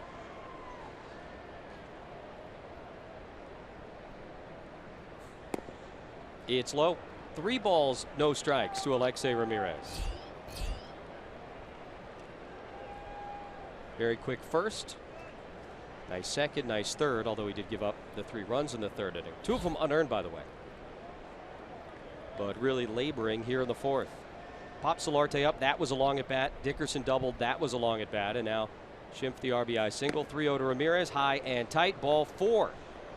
So Giolito not particularly sharp here in the 4th inning. And the Padres have runners on 1st and 2nd with Derek Norris coming to the plate. And it's time now for the Cholula flamethrower. Well, with Lucas Giolito on the hill, he's touched 96, and that's hot sauce. But he's got his back up against the wall right here. Multiple base runners. Derek Norris, who's already been aboard via a single and scoring a run. Padres got a chance this inning to take the lead.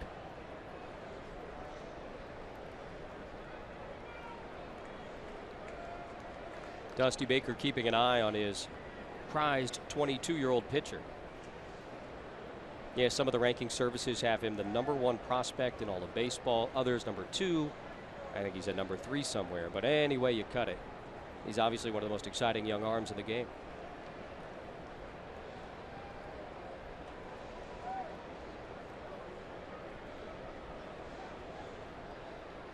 Schimpf at second, Ramirez at first. Derek Norris takes. That is a ball. Close pitch, but after a 4-pitch walk to Ramirez, he doesn't get the call from Laz Diaz. See, they're playing behind Alexei over at first base.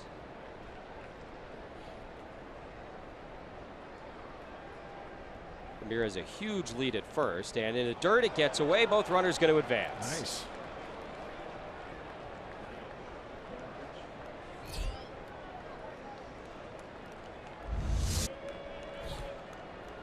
Breaking ball. He's been very inconsistent with that. Up in the zone big time and then bouncing it a couple times, and it works perfectly to the advantage of the Padres here.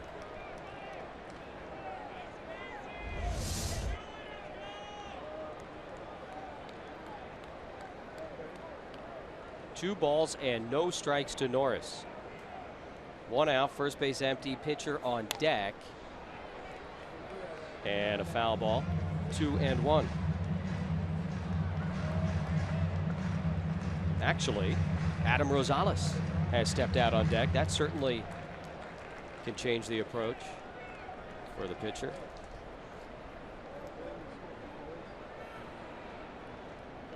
Andy Green sensing he's got an opportunity here to get back on top. Certainly understand that. Here's the 2-1 to Norris. That's hammered to left, but foul. Just a little bit out in front of the 92-mile-per-hour fastball. In on him a little bit. And now 2-2. Matt Belisle in the right field bullpen. See, they got the shade out there. Padre bullpen is in the sun. Nationals bullpen is in the shade. Big difference on a day like this. Not that it's cool in there, but you know. Yeah. Not a lot of movement down there. Air movement. Looked like a good pitch, but a little bit up. And now 3 balls and 2 strikes to the Padre catcher. Villanueva in the sunshine. You are my sunshine. My only sunshine. Do I keep you happy? If Derek Norris gets a base hit here, I'll be very happy. Because the skies are kind of gray right now because Padres are trailing by a run. So you're being metaphorical with the gray skies. Mm-hmm. Okay. According to your watch, it's mostly sunny. Payoff pitch to Derek Norris, and it is up high, ball 4, and the bases are loaded. Tell you what, that might be it for Giolito because Dusty Baker might want to go to a guy in the pen who can throw some consistent strikes and get a grounder. Adam Rosales has been introduced as the pinch hitter, and after that happens, Dusty Baker makes the slow walk out to the mound. He will summon the veteran Matt Belisle to replace Lucas Giolito. He departs a 1-run game. Padres have the bases loaded, 1 out in the top half of inning number 4.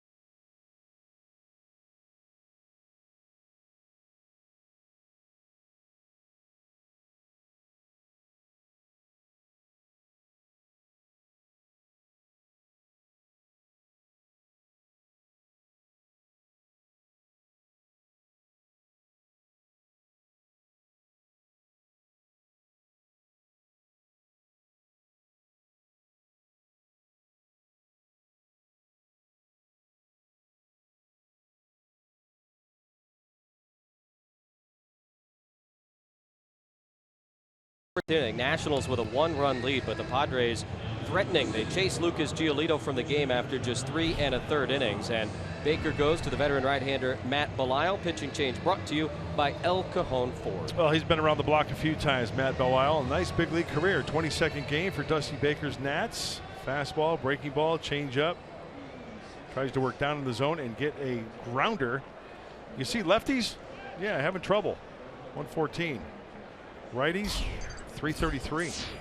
Adam Rosales will be the pinch hitter, so neither starting pitcher able to get through the 4th inning here this afternoon. Christian Friedrich's day done after 3. And Adam Rosales, we did not see last night, will pinch hit. You see his numbers on the season. But a great opportunity here for the Padres, down a run, bases loaded, and just one out. Belisle pitched last year with the Cardinals after 4 seasons with the Rocks. Signed with the Nats as a minor league free agent this offseason. Got an invite to big league camp and has really been a key member of a really, really good bullpen. Schimpf at third, Ramirez at second, Norris at first. And Rosales takes low outside, ball 1.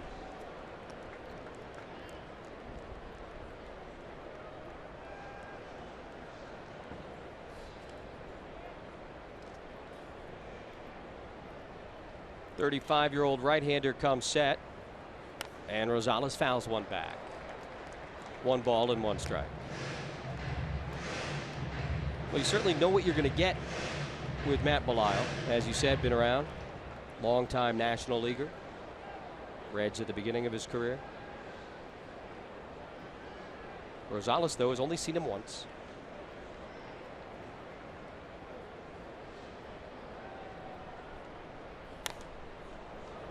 Out of play, and now a ball and 2 strikes to the pinch hitter Rosales.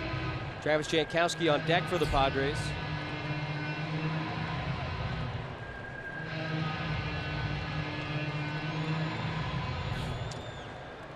Fastball, slider, curveball, changeup. And as I mentioned, he's not an over-throwing, hard-throwing right-hander, Belisle.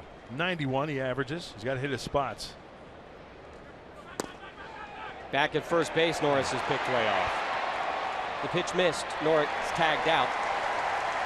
You heard Terry Kroc, the Padre first base coach, screaming for him to get back. And Ramos throws down to Murphy. And that is out number 2. Oh, that was really odd. Let's watch Norris, the first baseman, really playing way behind him. You know what? After looking at that, Derek Norris was way off the bag. He was playing way off to where Daniel Murphy was.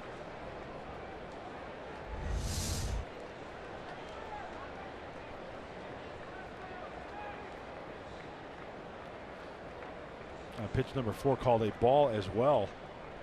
Yeah, sometimes when the catcher gets up, it makes it tough for the home plate umpire to really see where the pitch was. That might have been the case there, because you're right, that's a good pitch. And, you know, that's a long way, because when you look at Murphy behind Norris, he was playing more towards second base than Norris was leading off. So he ran a long way. So the timing was just impeccable.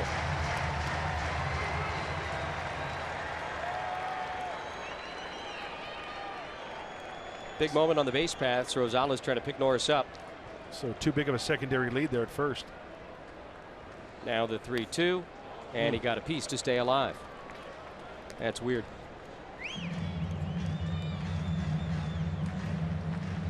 Looked like it was even a timing play after looking at it the second time. For the Nats. Yeah.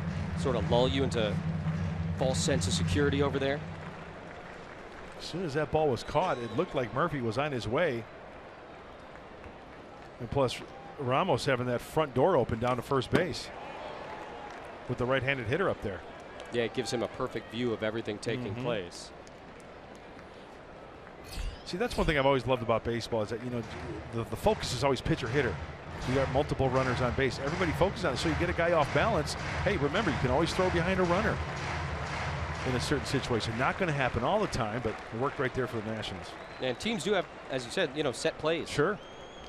Where they can call for it and the fielders know it's coming.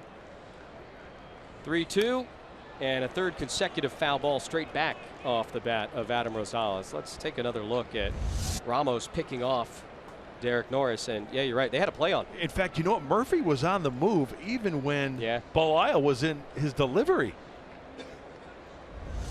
I agree with you. I think it was a set play. Yeah. Clever, and it worked.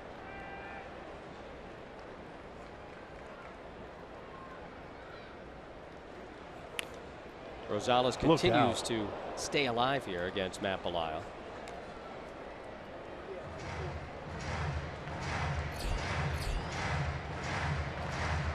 Tenth pitch of the at-bat coming. Belisle a starter earlier in his career, but pretty much all relief since 2008. Reds, Rockies, Cardinals, now Nationals. And another 3-2 is swung on and missed. Delisle comes in with some help from Ramos and Murphy. He gets out of the bases loaded jam, and the National bullpen continues to be outstanding.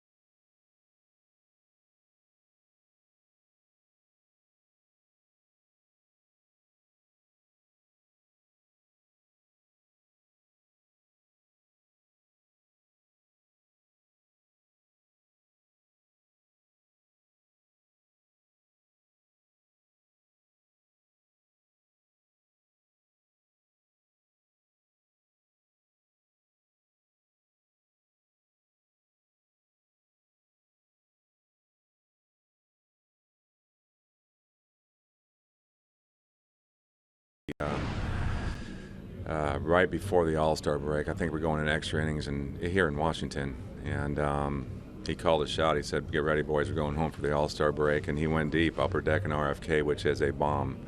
So, and he had, like I said, he had a plan going up there. He knew which pitch he was going to hit. He was going to hit one of the first couple of fastballs, and he went ahead and did it. That's pitching coach Darren Balsley on his favorite Mike Piazza memory. Of course, back in 2006, Mike Piazza was a Padre. And Darren said, although he was always known for his hitting, Piazza took great pride in calling a game and getting his pitcher through the game. Said he was the ultimate teammate. Of course, my personal favorite Mike Piazza memory, that home run bomb after 9/11 in New York as a Met was absolutely incredible, something to bring the entire city together and give people hope as well. Mark Grant, what's your favorite Mike Piazza memory? Oh, thank you, Julie. As we look at Carlos Villanueva, mine is when he was in a Padre uniform and hit his 400th career home run as a Padre at Petco Park. That was very exciting. Yeah, that's a big moment, certainly. Michael A. Taylor leading off against Villanueva. What's yours, Jesse? Oh, boy. The post 9/11 home run was really an incredible thing. I mean, it went a little bit beyond sports, I think, certainly. The Mets had a big comeback against the Braves one year, and I don't remember all the numbers and everything. Probably in 2000. And now 1-1 to Taylor. And he hit a big home run down the left field line to cap it off. I want to say Terry Mulholland on the mound, but I'm not positive. And it was just like a crazy game, and it was like the big guy was up at the big moment, and he had the big hit. And that's always a cool thing that happens. And the Mets, of course, were pretty much owned by the Braves in those days. So it was a big deal. 1 ball and 1 strike as Taylor feigns bunt. You know what?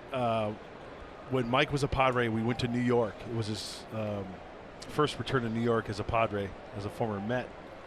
And before the game at Old Shea Stadium, on the big board, they played a montage to the song "In My Life," the Beatles.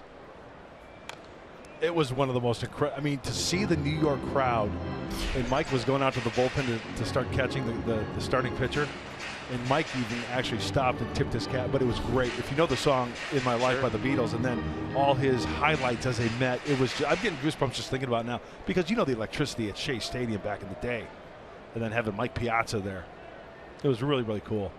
I want to jump on something too that you heard both Darren Balsley and Julie talking about a moment ago, which is his defense. Taylor out in front of that one. Still 2-2 as he leads off against Villanueva here in the 4th. And the numbers are off the charts from an offensive standpoint. He was always known as, a great hitting catcher, great power hitter, all that kind of stuff. But as defensive metrics, have become a little bit more advanced now, and you look back at Mike Piazza's career, he was an excellent defensive catcher, far exceeding really what the look was on him during his playing career. He's finally, I think, getting the respect for that thing that he worked so hard on, as you heard both Darren and Julie talk about. He was a threat every time coming up to the plate. He was a showstopper, man. You did not go to the concession stand when he was coming up to the plate. 3 innings for Christian Friedrich, 3 innings for the Washington starter, Lucas Giolito. He got 1 out in the 4th. So this one going to be decided by the bullpens. And Villanueva gets the outside corner, and Laz Diaz rings up Michael Taylor. That's the first Padre strikeout. Friedrich didn't have any, 1 away. Oh, Laz Diaz going to the Tom Hallion school of calling him out on strikes. I wonder if Tom Hallion's going to look down to Laz Diaz and say, hey, what are you doing? Stealing my thunder. Hey, imitation, the most sincere form of flattery. Yeah, Carlos has got the mustache wax working today, too, a la Raleigh Fingers. What in the Salvador Dali is going on down there? That's really cool. That looks great. Old school. Espinosa out in front. We have not seen that from Carlos before. He's a fun guy to be around. Oh, good egg. Get a little bit of a sense of that. Checking out the stash. Huevo bueno. Good egg. That's good egg. Yeah. Too far outside for Laz Diaz that time. 1 ball and 1 strike. You know, it's cool with Piazza and Griffey going into the Hall of Fame this weekend. All kinds of stats out there, these different, you know, funny little quirky numbers. It's obvious to look at the big numbers that we just did and all the home runs and the hits and everything like that. I saw a wild one about Piazza earlier this afternoon. How wild was it? It was so wild. Here you go. 8 career triples for Mike Piazza. That's it. Not a huge surprise, obviously. You consider the speed, everything like that. Right. But he had at least 1 for all 5 teams he played for. Now remember, he played 5 games with the Marlins. That's right. But he had a triple. Kind of a cool, quirky, Yeah. fun stat. Espinosa lined to center field his first time up. That ended the 2nd inning. He bats here with 1 out in the 4th. And a pop up into shallow left. Dickerson, Ramirez, nope. A lot of ground covered by both of those guys there, but he put it in a spot neither could get to.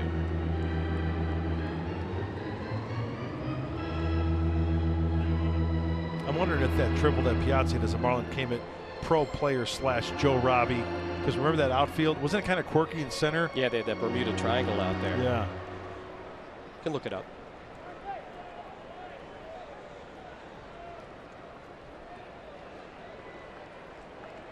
Carlos going Sands t-shirt with the jersey. Straight jersey. On this hot, steamy day in the nation's capital. No need for an extra layer. 2-2 to Espinosa. He got him. Nice. Back-to-back strikeouts for Carlos Villanueva. 2 away, and let's check in downstairs where it's nice and cool. Julie Alexandria. Nice and cool. I don't know what you're talking about. What downstairs are you talking about? Well, you guys mentioned Raleigh Fingers and, of course, Salvador Dali. How about Simon Legree?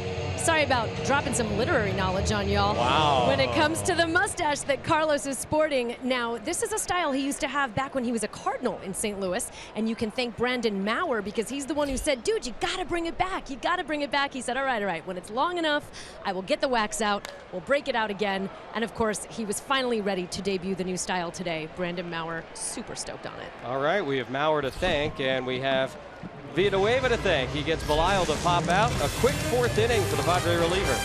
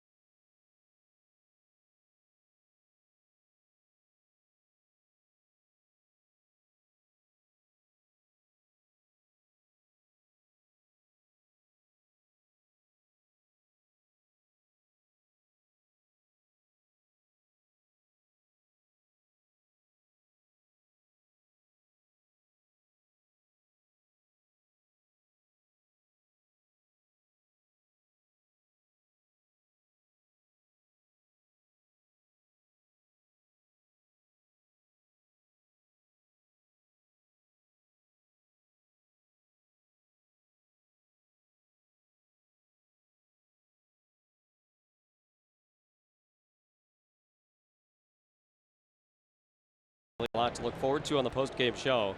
Hear the best of the Ken Griffey Jr. and Mike Piazza speeches from Cooperstown. 50,000 people. That's nice. That's pretty cool. Still the largest attendant was Cal Ripken Jr. and Tony Gwynn, correct? Yep, absolutely. Top of the order for the Padres here in the 5th. Belisle starting his 2nd inning of relief. Top of the order, Travis Jankowski. Belisle credited with 2 outs recorded in the 4th, but of course one of them was that pickoff play at first base. And on the outside corner, a called strike. 1-1 to Jankowski. Travis walked and scored his last time up. He's also flown to center field. We're in the 5th inning already? It's just flying this afternoon, huh?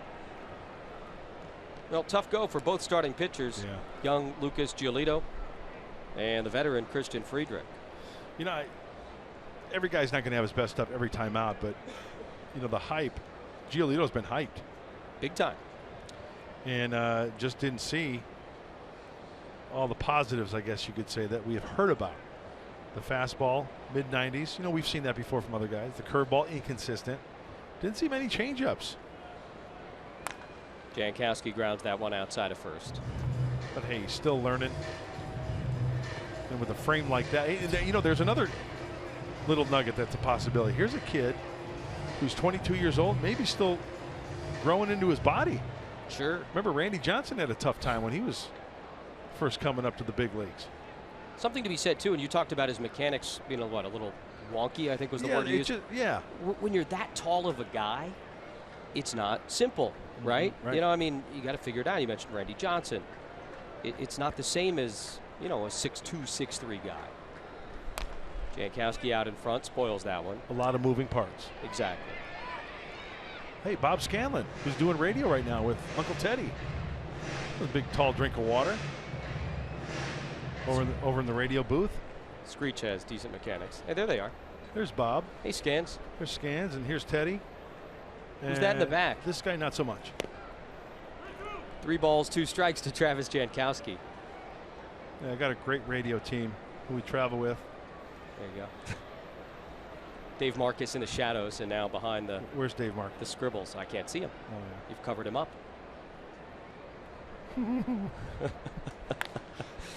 Left field, Jason Worth, just a few steps over towards the line.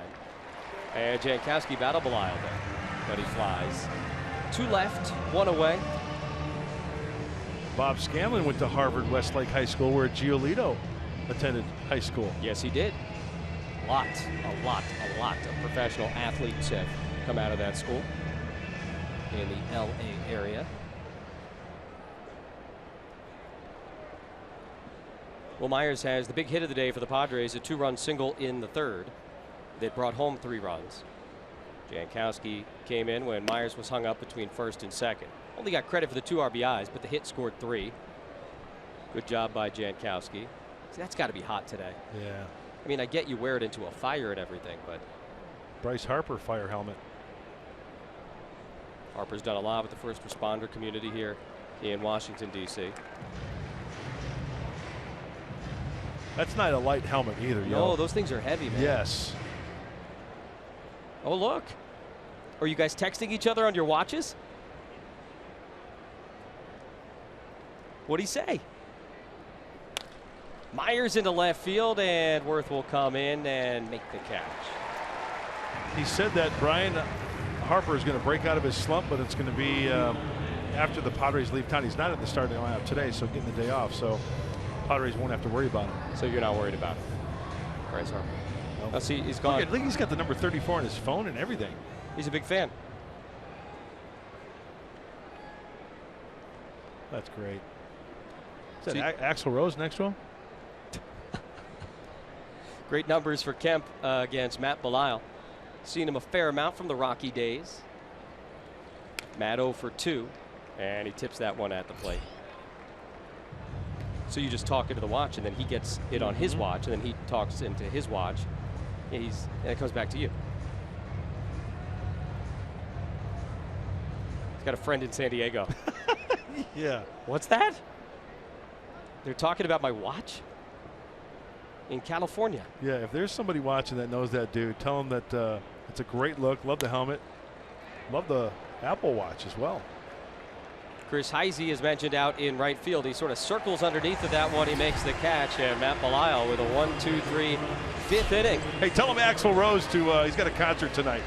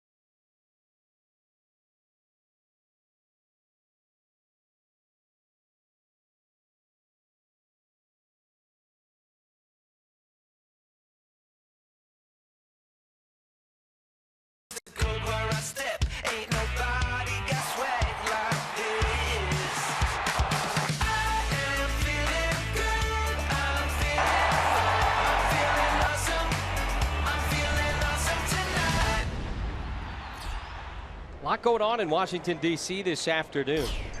Nationals a 5-4 lead as the top of their order comes up against Carlos Villanueva here in the fifth inning. Second inning of relief for the veteran right-hander and his mustache. Worked a very nice fourth inning, struck out Taylor Espinosa, and then got the pitcher Belisle to pop to short. Trey Turner has had himself a nice afternoon, kind of in the middle of all of it for the Nationals, getting the opportunity to lead off today. And now a 2-ball, no-strike count. Well, we've said it many times before, but with Carlos Villanueva out there on the hill, he's got to hit his spots. He's only thrown about 88, 89 on the gun. The curveball, the changeup, mix in a slider. A couple rough outings as of late, but being asked, I'm sure, to get at least 2 innings in for the Padres out of the bullpen today. Long stretch of games here. A lot of hot weather. You had the doubleheader. And Andy Green's bullpen at times has been taxed on this trip.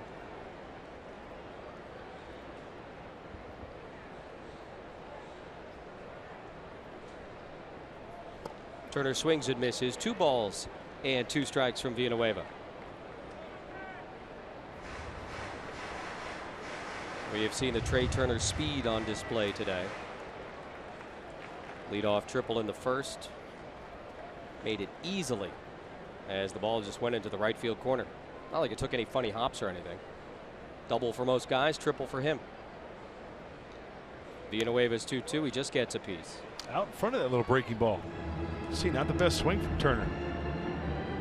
Speaking of triples, we were talking earlier about Piazza's 1 triple as a Marlin, and you said, "Oh, I wonder if it came in Miami, where they had the that weird center field." Right. It did not. It was in St. Louis, a totally symmetrical ballpark. Yes. Old Busch Stadium. Thank you for finding that. That's what I do. 2-2 to Turner, and just a little bit outside. Norris tried to hold it there, give the plate umpire a good look. But Villanueva back to work against Trey Turner.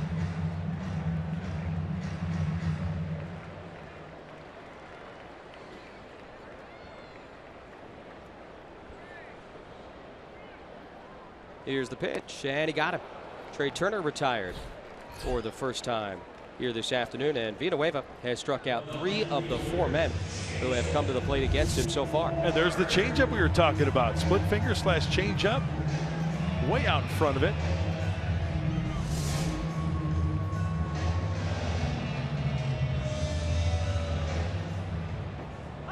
Walked in the first, sac fly in the third.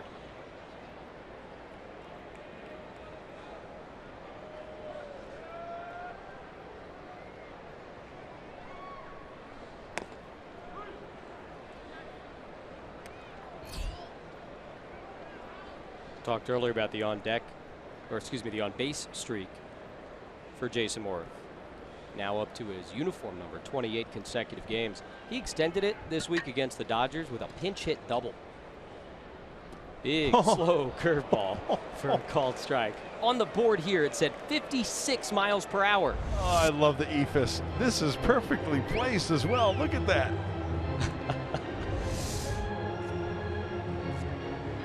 Wow. I don't know that Despaigne ever went that slow when he threw that pitch the last couple of years with the Padres. 56. Comes back at 85, and he strikes out Jason Worth. Well, how about Carlos Villanueva? This is as sharp as he's looked in some time. Hitting his spots, and that looked like a changeup as well. Split finger type pitch. Not only Turner, but Jason Worth. Look at way out in front. Had the illusion of a fastball. And when you get that release point down and you're throwing your off-speed pitches for strikes, that's a good feeling out on that hill. Daniel Murphy now at 2 outs and the base is empty. 3 hits in the series. An all-star for the second time in his career this year with Washington. Went 2 years ago with the Mets. Saw him in the game at Petco last week. Sends this one in the air to left field. Alex Dickerson came in. Now he's got to go back, and it's off the wall. That one just kept carrying, and now a big carom away from Dickerson. Murphy into second base easily with a double.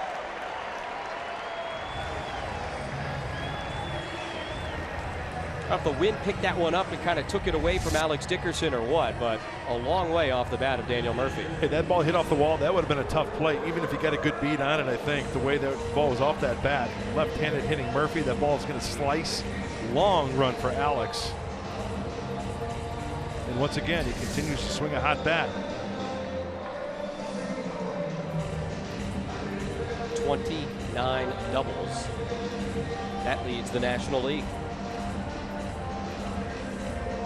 In the All-Star game, by the way, Murphy went 2 for 3, and I think somewhat fittingly, he was the only National League player with more than 1 hit as the leading hitter in the league. I like that. Yeah. True to form. So the inning continues. A couple of strikeouts for Villanueva, but a 2-out double, and now Wilson Ramos, who hit a 2-run homer in his last at-bat, is at the plate. They called it 455 feet to left center field. It went over the Padre bullpen.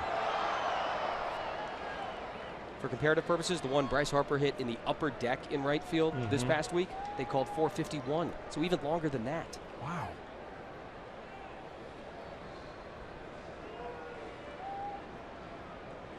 Wonder if there's a little jet stream out to left center. Looks like there is. Because they got that open area. We check in the driver's seat, brought to you by Kia. It is Wilson. Aledmys Diaz-esque against the Padres this year. And a good afternoon so far. Just missing. 2 balls and a strike.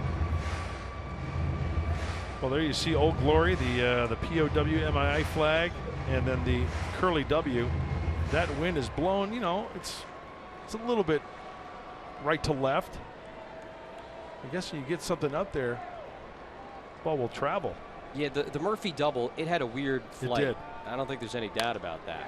Ramos puts that one into right field. Kemp has to wait on it. Murphy is being waved, and he will score, going down to second base. And out at second base is Wilson Ramos. So the Padres get the 3rd out, but the Nationals get an add-on run. 6-4 Washington.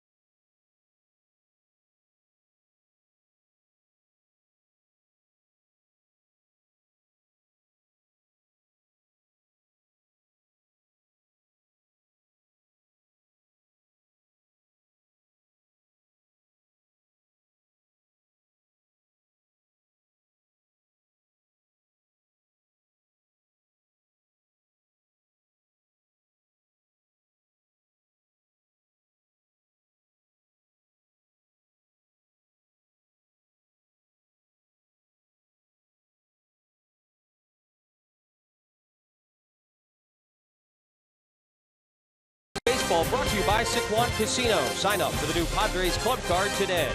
By Sony, the leader of 4K Ultra HD. And by Mercury Insurance, we're on a mission to save you money. Log on to mercuryinsurance.com today. All kinds of great landmarks, monuments here in Washington, D.C. That's a powerful one right there, isn't it? Iwo Jima, Man. United States Marine Corps. You have a favorite of the landmarks of the museums here in Washington? You know, we talked about it the other night, Don and I am a big fan of the Lincoln. Sorry, I wasn't here. No, that's okay. The Lincoln Memorial. Yeah. Of course, the great state of Illinois. Land of Lincoln. Right. He wasn't born in Illinois. He was Kentucky, born in Kentucky. They're claiming him anyway. Did a lot of great things, and I feel, and there's Statue of Freedom. She faces east, protecting our great country atop the Capitol building. The rotunda, the dome there, under some construction, the scaffolding. You can actually see the top of the Capitol building from Nationals Park. Solarte just foul outside of first as he leads off the sixth here against Matt Belisle. I think it's really cool how they have all the things. What are the things that are lined up? The Washington Monument, the Capitol, and the White House, I think, are all three lined the up. National Mall there, you got the reflecting pool. A direct line. It was a planned city. They started it from scratch. This was all just swampland. And when they decided to make this the nation's capital, they had nothing but empty space. And so it was a very planned, very designed city. Solarte with a ground out and a pop out, 0 for 2. Nats got an add-on run in the bottom of the fifth. Jan Hervis more hits than any other Padre on this road trip. Had a nice series in St. Louis and has added a couple more here in Washington. The 0-2, and he's able to hold up. Did that one hit him? He's acting like it did. Or did he just take a misstep? He's doing a good acting job. Yeah, he's on his way to first base. Oh, so they did award him first base. All right. Now again, that is a challengeable play, but the Nationals do not have a challenge. So Laz Diaz made the call, sent him to first, and the Padre leadoff man is aboard here in a 2-run game. Looked like it got him on top of the back foot. Yeah.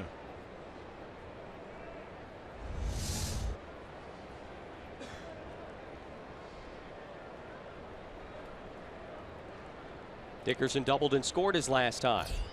He's up representing the tying run in the top of the sixth. First pitch swinging, and he pops it up to third base.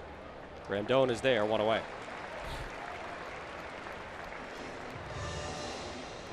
Do I get picked the stick points for a hit by pitch? You do. You get a point. All right. 1 point for you, Jesse. Saturday, MLB on FS1 is back with a big-time doubleheader. Division leaders square off when Bryce Harper, these Nationals, battle Buster Posey. Buster Posey and the Giants. Then the Cards try to tame the power of Giancarlo Stanton and the Marlins in a game you can only see on FS1. The action begins at noon Pacific on FS1, or watch it live on Fox Sports Go. Get your baseball fix right here on Fox. A lot of games, a lot of fun. Ryan Schimpf takes outside from Belisle. 1 ball and no strikes. Schimpf against Giolito, 1 for 2 with an RBI single. Gets his first look at Belisle.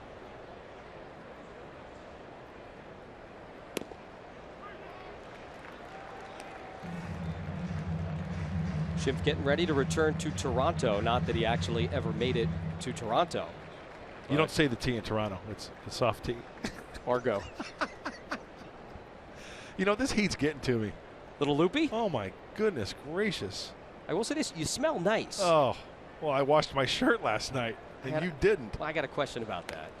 There's a ground ball foul. Murphy trying to make the play. It smells like Limburger cheese in here, but go ahead. So we wore these shirts yesterday and today. Yep. Yesterday, it was a night game, but it was plenty hot in here. So you went back, you washed your shirt in the hotel room. Yep. How did you do that? I put it in the shower, take a shower. It's at the bottom of the shower. After I'm done, I get up, I soap up the whole shirt. So you use the bath soap. Under here, everywhere. Turn it inside out. Rinse it out. Rinse cycle 3 times. 3 rinses. Get all the water out. Okay. Snap it about 10 times each way. Put it in lay out a towel. Put it on the towel. Roll up the towel. Do this to wring it. Snap it when and out of towel. Hang dry overnight. Good to go. Schimpf strikes out for the second out. All right. Greater coverage of baseball brought to you by T-Mobile. Plenty going on. How long does that take you, by the way? 10 minutes tops. It's a long time. Donaldson, Encarnacion, Tulowitzki, some of the stars we will see beginning tomorrow night in Toronto, where you're dealing with Bryce Harper here, the reigning NL MVP. You go to the Blue Jays, and you got to deal with the AL MVP from a year ago, Josh Donaldson. You know how we always talk about Cincinnati, Denver being a ballpark where the ball jumps? Sure. Rogers Center, launching pad. Big outfield. Big outfield, ball travels very, very well. A ballpark where those principles we just talked about do extremely well. So, hey, the way the Padres have been hitting home runs lately, it could work to their advantage as well. Alexei Ramirez has been there many times during the course of his AL career with the White Sox. Look out. Well, things got a little bit interesting on Friday night with pitching inside, throwing behind a guy, Brett Wallace, and some hit-by pitches. That was ridiculous, the warning, by the way. It was a really weird moment at the end of the ninth inning. I thought it was uncalled for. The warning. The warning part, yeah. So Oliver Perez threw behind Brett Wallace, and then he hit him on the next pitch. Mm-hmm. They were both breaking balls, weren't they? I believe so. But still, look, usually when you throw behind a guy, it's not an accident. And then when you hit him the very next pitch, it looks really suspicious.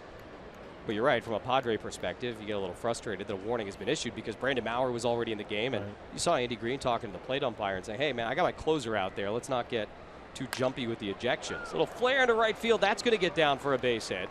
Solarte goes station to station. So Alexei Ramirez, who walked his last time, gets a base hit here.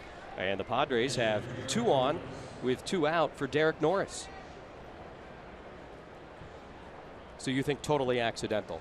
Absolutely. You know, what was it, a 1-run game? 2-run game? There's no way that Oliver Perez wanted to put on a base runner. He wanted a clean 1-2-3 inning. Not a guy really known for his control necessarily. Right. Just weird. And they were both breaking balls.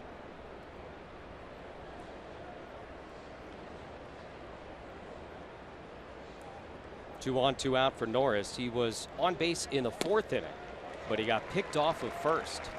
Nats put a play on. He had the big lead over there. Murphy was playing behind him, but as soon as Belisle went into his motion, Murphy broke for the bag at first base, and Ramos threw behind him, and they picked him off.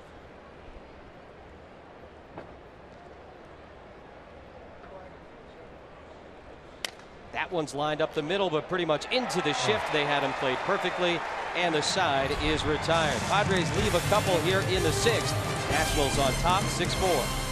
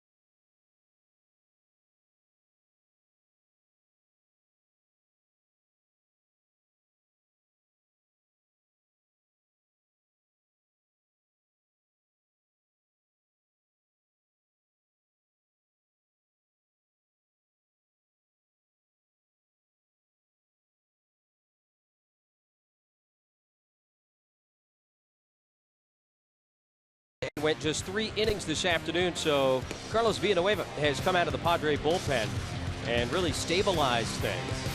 Gave up a run in the 5th, but he struck out 4 in his 2 innings of work, and he's keeping the Padres in the game here. Now beginning a 3rd inning of relief.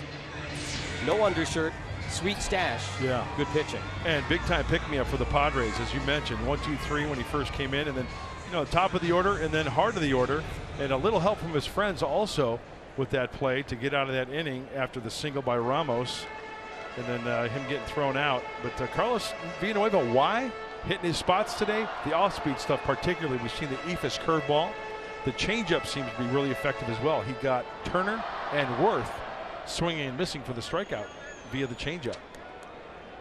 Padres starting pitchers in this series have not struck out that many batters, but Villanueva outstanding with the K so far here in relief.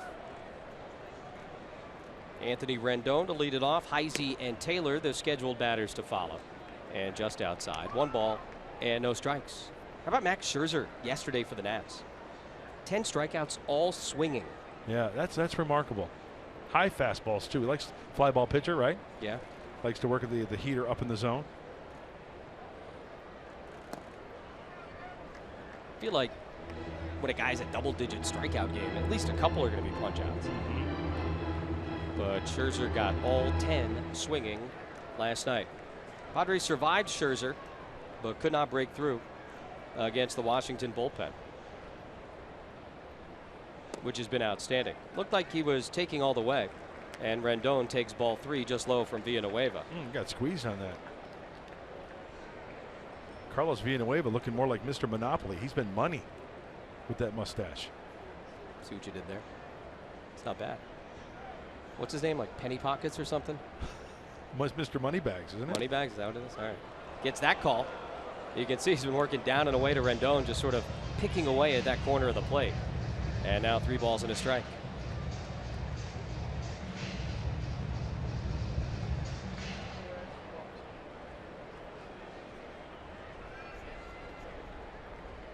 Villanueva up over 30 pitches here in his 3rd inning. We'll see how long Andy Green leaves him out there. Matt Thornton, the former National, warming up for the Padres. And the 3-1 is grounded to shortstop. Rendon to Ramirez, and now Myers, 1 away.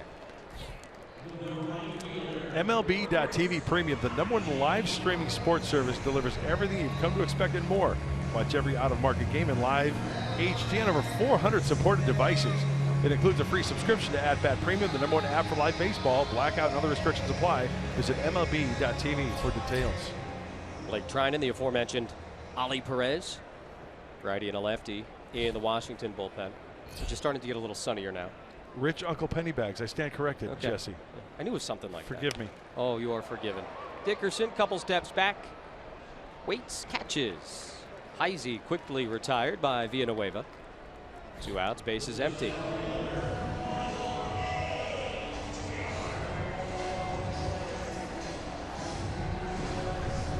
Our game this afternoon is presented in HD by Sony. Rich Uncle Pennybags. His given name is Milburn Pennybags. Whose uncle is he? The Thimble? Thimble's uncle? Michael A. Taylor, 0-for-2. Takes ball 1. I always took the iron. You're the iron? Yeah, I like no wrinkles. Captain We're still Obvious. trying to figure out who 14344 is. Could that be Dusty Baker?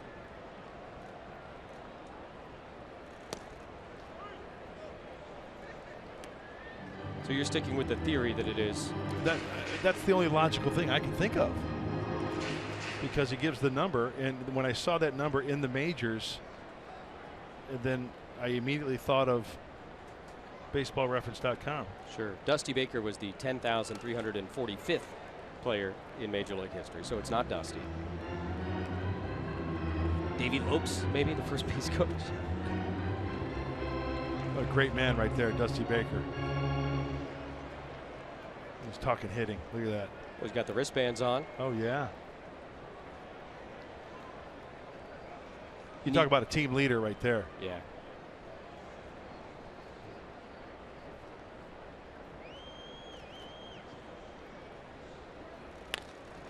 That's a line drive caught by Ramirez at shortstop, and it's a 1-2-3 sixth inning for Carlos Villanueva. Nicely done, Alexei Ramirez. Nicely done, Carlos Villanueva. Padres down 2.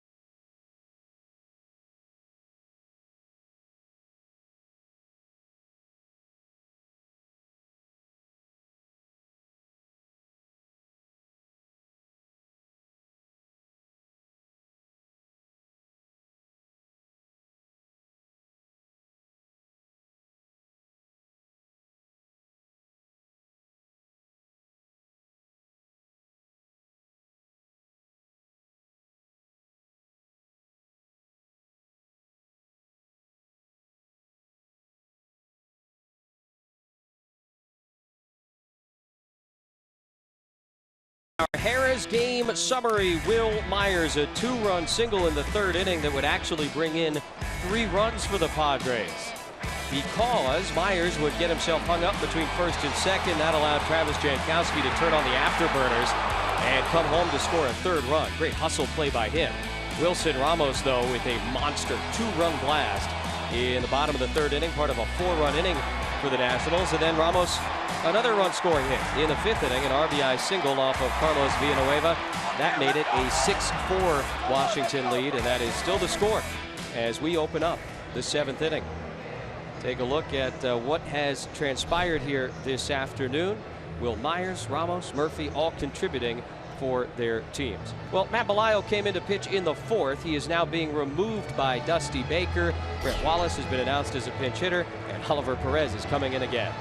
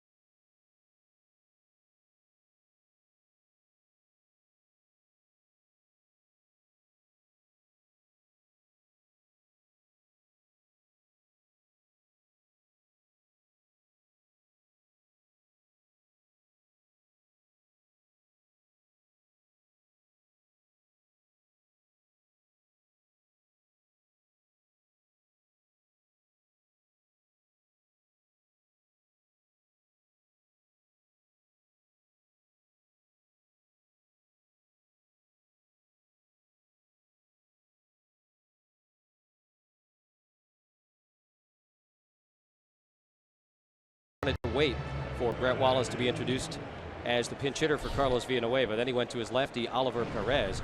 And so a redo of the confrontation we were just discussing from the 9th inning in Friday night's Padres win. Same kind of deal. Wallace leading off the 9th. Perez threw behind him on the first pitch right there, and then hit him, as you just saw, on the second pitch. Warnings issued. Yeah, everybody was like, really? it was definitely odd. It was just the second time Wallace had ever come to bat against Oliver Perez. Lays off the breaking ball. And now 1 ball and no strikes. That's Dusty Baker after warnings were issued. He wasn't happy about it. Andy Green wasn't happy about it. You know, you're doing a job as an umpire when everybody's upset. That was Dan Bellino behind the plate on Friday night. Good slider. And 1-1 from Oliver Perez to Brett Wallace.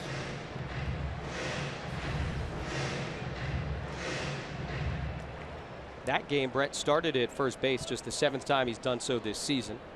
Now back into a pinch hit role. Here leading off the 7th with his team down a pair. Strike 2 from Oliver Perez. Hey, Oliver Perez can be nasty. You know, low 90s, but he's got that funky delivery. He'll change the arm angles, flip up that frisbee breaking ball. Made his major league debut with the Padres many, many moons ago. But yeah, he does all kinds of stuff up there. I enjoy watching guys like that. I do too. Makes it fun. Full Tiant this time.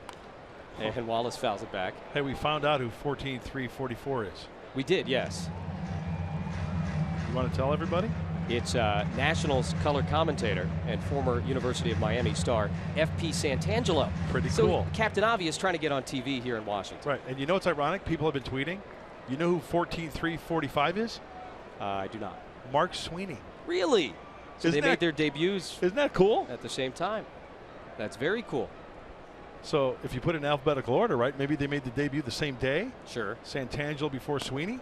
Very possible. Both S names. I made a sign like Captain Obvious. Oh, there's FP on the left there. Captain Obvious really pandering, by the way.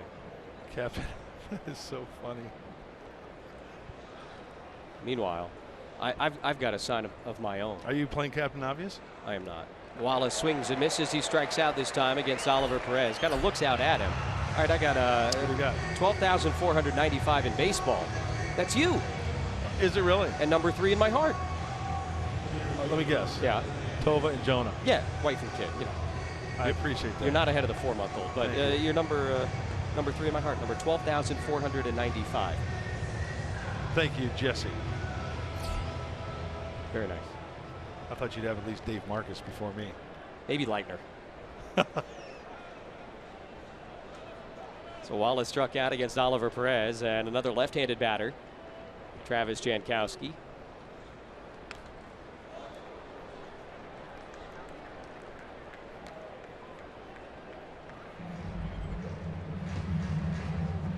Did you know that you were number 12,495?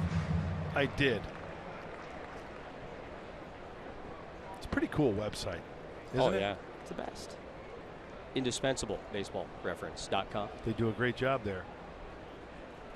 Where is the internet, though? It's out there somewhere. Somebody's capturing it and enlightening all of us with all those little nuggets that we all need to know.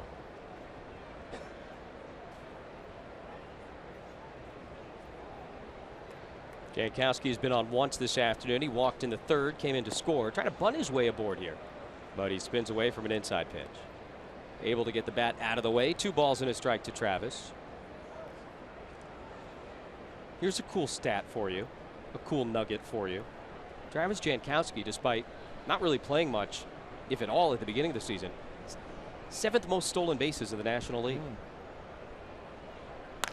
Hits that one on the ground. Nicely handled by Trey Turner. And 2 down in the top of the 7th inning. Saying earlier that Andy Green has really praised Jankowski's approach and how he's handled things lately. And Andy admitted, like, hey, I didn't do the kid any favors at the beginning of the year. I wasn't playing him. Maybe come in, to play right field in the 9th inning with a lead, that kind of stuff. But not a lot of plate appearances or opportunities offensively for Jankowski until the John Jay injury. He's handled himself really, really well. Line drives, hard grounders. Get on first base. Like I said, you take him for pick the stick, right? I think I took him yesterday. You hope for a walk, maybe an extra base hit with that speed. He can steal you a bag. Myers has the big hit for the Padres today. That home run streak on the line for San Diego. Have not hit one today. after homering in 21 straight games.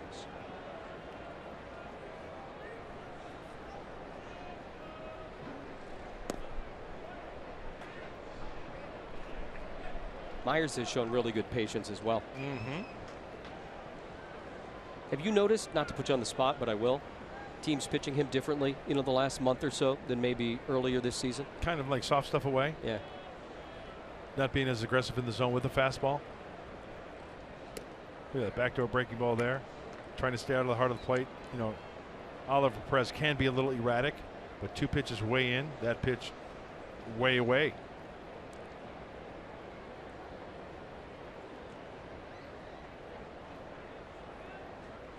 Three-0 to Myers. That's a strike. And the one thing about Will also, he's not afraid to take a walk and pass it on to Matt Kemp. Swinging the bat well, get on first base. Hey, it's a 2-run deficit here. Try to get that tying run to the plate. Kemp, the leading home run hitter on the team. Yeah, he'll gladly take a walk. And outside ball 4. So there you go. Matt Kemp and his 22 long ball is going to come to the plate here against Oliver Perez. He will not, though, get the chance to face Oliver Perez. Got a right-hander throwing out there. That you would think would be the move. And Washington go to the bullpen here. 2 outs, tying run coming to the plate for the Padres in the top of the 7th.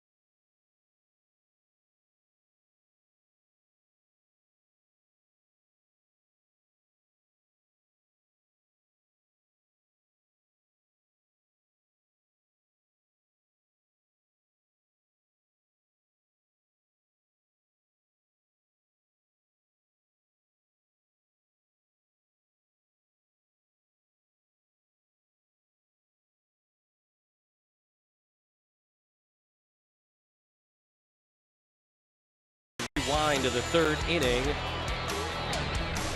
2-run single for Will Myers. The throw would go down to second base. Myers would be tagged out, and Travis Jankowski, with a real deal speed, stole himself and the Padres an extra run there. So 3 men came in on the play, and the Padres at that point took a lead. The Nationals took it back. They still have it 6-4 here in the top of the 7th inning. There are 2 outs, but Matt Kemp is up against the new Washington pitcher, Blake Trinan. And he takes inside, 96-mile-per-hour fastball, 1-0. This guy's got a 2-seamer that's been clocked as high as 100. First time we are seeing Trinan in the series, 43rd time he's come out this year. Very good numbers. Nationals bullpen, including today, has stranded the last 13 men they have inherited. And look at the movement on that 95-mile-an-hour sinker. 2-seamer with tremendous movement. Pretty much fastball slider. Good numbers for Kemp against him in a small sample size.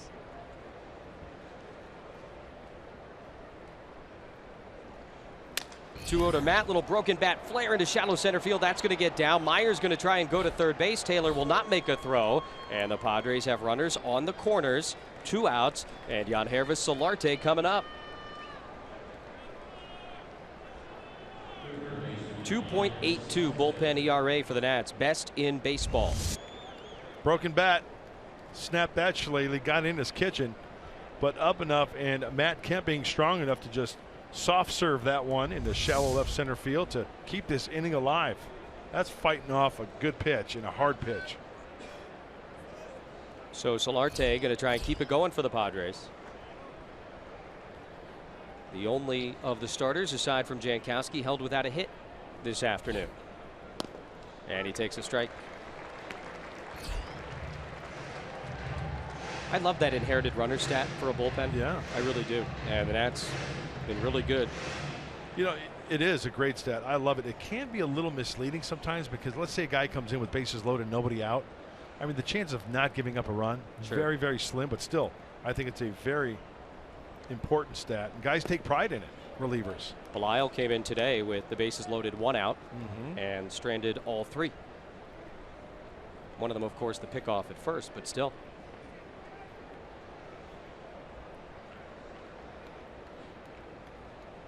Trying in here, inheriting one, adding another.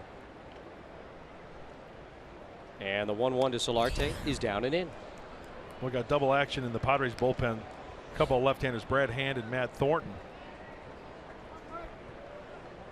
Big month for Yangervis Solarte, not just the RBIs. He's also got more extra base hits than anybody in baseball here in the month of July.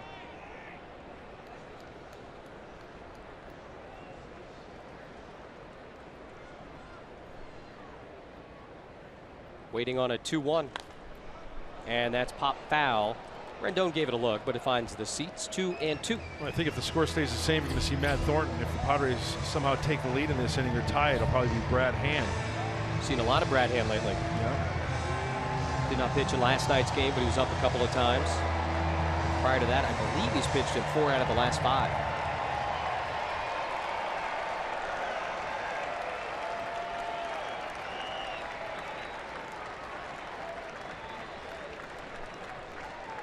Two count with 2 outs and 2 aboard, and that strike 3 call.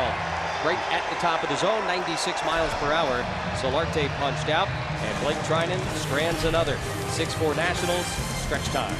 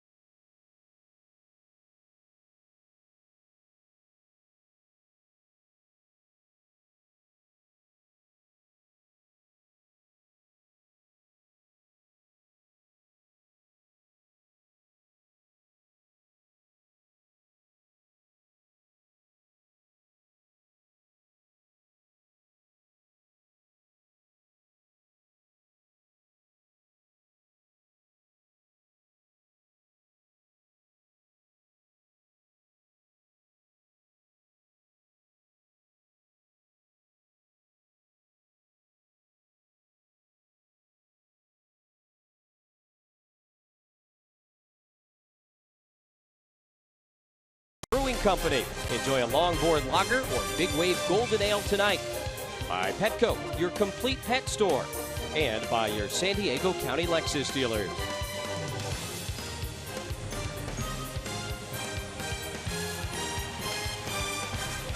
Hot and sticky and historic Washington, D.C. With Mark Grant, Julie Alexandria, our entire Fox Sports San Diego crew. I'm Jesse Agler. Don Orsillo will be back tomorrow in Toronto. Padres trying to win this rubber match, trying to come from behind against the Nationals on this Sunday afternoon. And then tomorrow, Tuesday, Wednesday, the first ever games between the Padres and the Blue Jays north of the border. Take a look at the pitching matchups as we get set for the final of the 3 cities the Padres visit on the road trip. Ray and Sanchez, Cashner and Stroman. Another one of those single-digit pitchers. And then Perdomo and Marcus Estrada. Yeah, boy, the Blue Jays. 3rd in the American League, ERA under 4, 3.87. So they've got some serious pitching, no doubt about that. And as I mentioned, the ballpark, the ball has a tendency to fly. They can hit. They're middle of the pack, about 252 as far as average is concerned. So I'm quite excited to go north of the border and visit Toronto. It's been since 1992 that I've been there. As most people have probably heard by now, it is the last interleague matchup that is yet to occur. Toronto has come to San Diego, but the Padres have never played in Toronto. It's the only interleague combo that hasn't taken place since interleague play began. So we'll be seeing some history, yes, I guess, the next 3 days. And you know what? As we take a look at Matt Thornton here trying to hold the deficit for these Padres, he's going to get an inning of work. Do we just have the president's race? No. Yeah, they come out for the 7th inning stretch. Take me out to the ball game. They raced earlier. I missed it. I'll be honest. I missed who won. But yeah, they come out for the 7th inning stretch. God bless America. All of that. Nice crowd on a Sunday afternoon. 30,663. All 3 games here this weekend over 30,000. Braving the elements. So you saw the lefty Thornton is in. Danny Espinosa takes low. 1 ball and no strikes.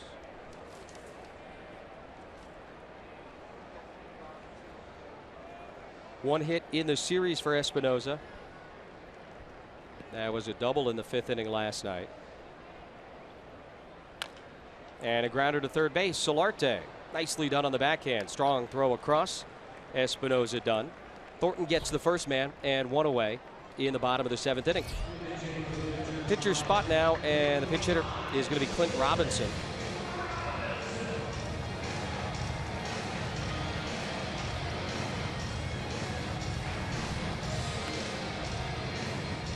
.216 on the season with 5 home runs. Saw Robinson last night. He started at first base. Went 1 for 3 with a single and a walk.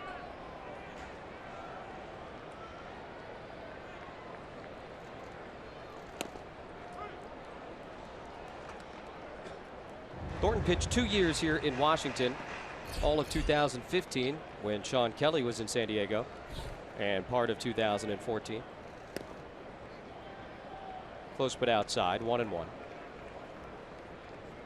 So working to some of his former teammates here this afternoon. Very familiar with that bump in the center of the diamond, I'm sure. 60 appearances a year ago for the Nats, many of them here. And now ahead of the pinch hitter Robinson, a ball and 2 strikes. Thornton been around. He will turn 40 in September. That's great. Hey, to play a kid's game into your 40s, that's a nice career. Really, really effective in Washington as well. And this is a ground ball to short. Ramirez waits on it, gets him. And a couple of ground balls for Matt Thornton. Quickly 2 down in the bottom of the 7th.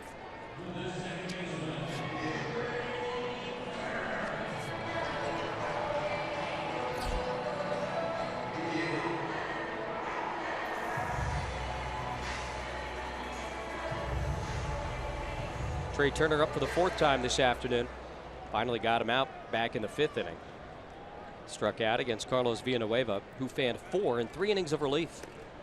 Nice job by Villanueva today. That's going to get a little bit lost in the shuffle maybe, but 3 innings after Friedrich went just 3. And Villanueva allowing just the 1 run, really keeping the Padres in the game.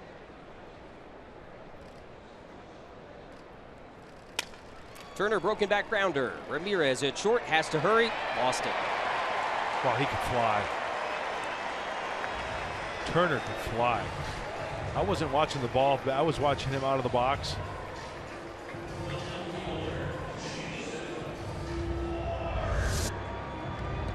Got to handle it cleanly in a situation like that. He just didn't. Right off the heel of the glove.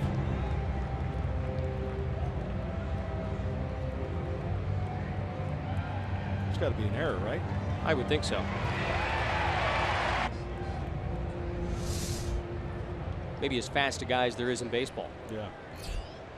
It is an error on Alexei Ramirez. Well, you know, you got to be perfect with it when a guy is that fast. And as soon as the ball kind of came up on Alexei, he knew he didn't have a shot.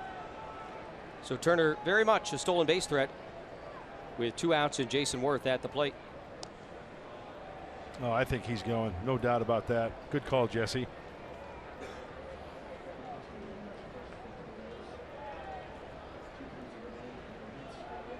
Five for 7 for Turner.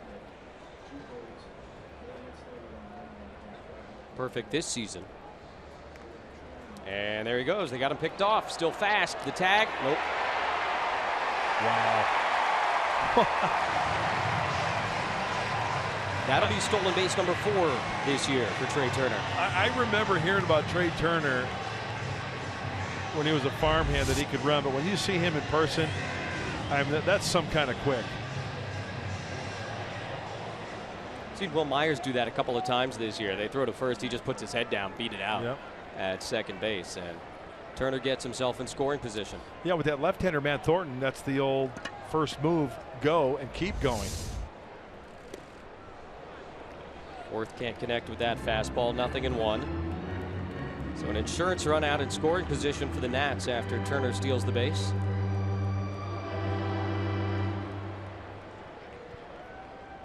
I'd like to see he and Billy Hamilton race. That'd be a good one.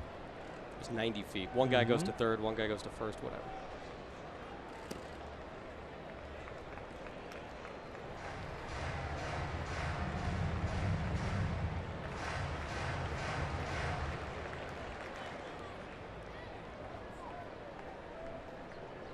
In the 8th, the Padres have Dickerson, Schimpf, and Ramirez.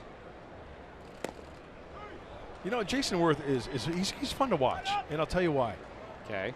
He's very odd, and I'm not saying that in a bad way or a negative way.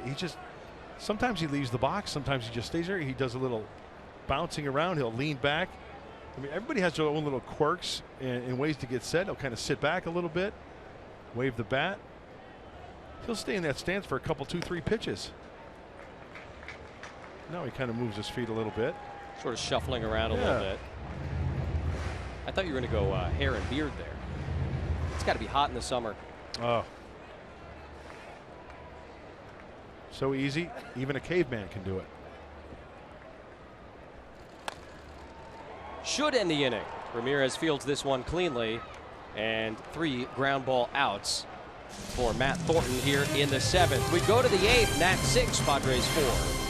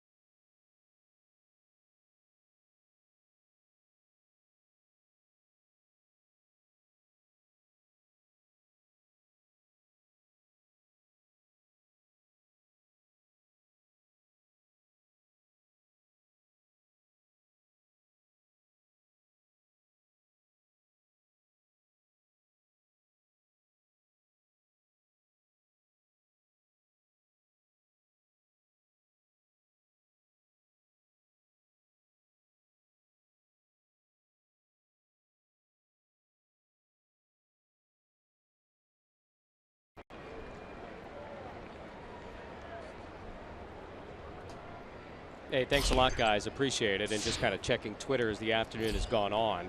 People are raving about Ken Griffey Jr.'s speech. So you can catch the very best of it on Padres Live, the postgame with Mike and Mark. Alex Dickerson, well hit to right field. Is that going to stay fair? It is. Into the Nationals bullpen. He homers off Sean Kelly, and it's a one-run game here in the 8th.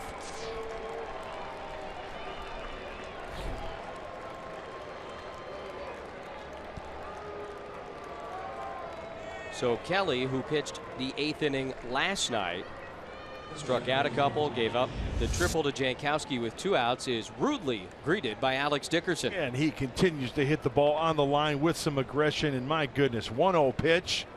Good swing, nice catch.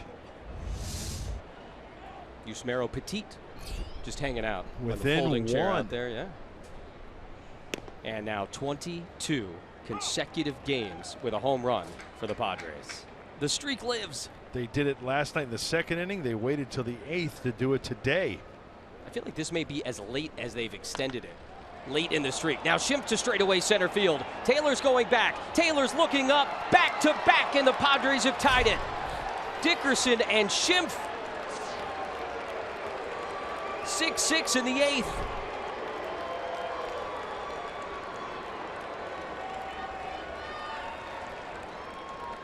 Well, well, well. This guy's been incredible. He's unbelievable. Schimpf cocktails for everybody. Back-to-back jacks. Dickerson pulling it down the right field line. Schimpf going opposite field. Jumbo shrimp, baked shrimp. Sauté shrimp.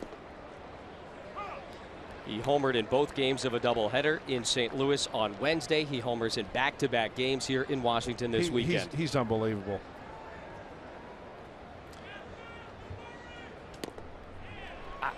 I'm running out of words. I am too. It's really phenomenal. And it's as good of a story as there is in baseball right now. It really is. I'm looking at the Toronto Blue Jays, right? Ryan Goins, Devin Travis, Darwin Barney. I mean, those are the second basemen that they've had this year. And this guy. And I know it's easy to say that and look, but your thoughts, Jesse? It's an organization that gave up on a guy. 7 years in the minors. Not as much as a major league at bat for Ryan Schimpf in the Blue Jay organization. And a minor league free agent is a tough thing to be when you've never made it to the big leagues. You know, the resume is a little bit thinner than you'd like as Ramirez strikes out against Kelly. But the Padres took the flyer on him. They like the swing, the profile, we've heard him say. And he mashed in El Paso. Was hitting .355 with 15 homers in 51 games for the Chihuahuas. And you say, okay, PCL, the numbers are a little bit inflated. He's come here, and the slugging percentage has been off the charts. It's a great story, as you mentioned, throughout Major League Baseball. So Dickerson and Schimpf go back-to-back to tie us up against the former Padre Sean Kelly. And now 1 out for Derek Norris. Schimpf had an RBI single earlier in the game. Dickerson had a double earlier in the game. They've both been big today. 0-2.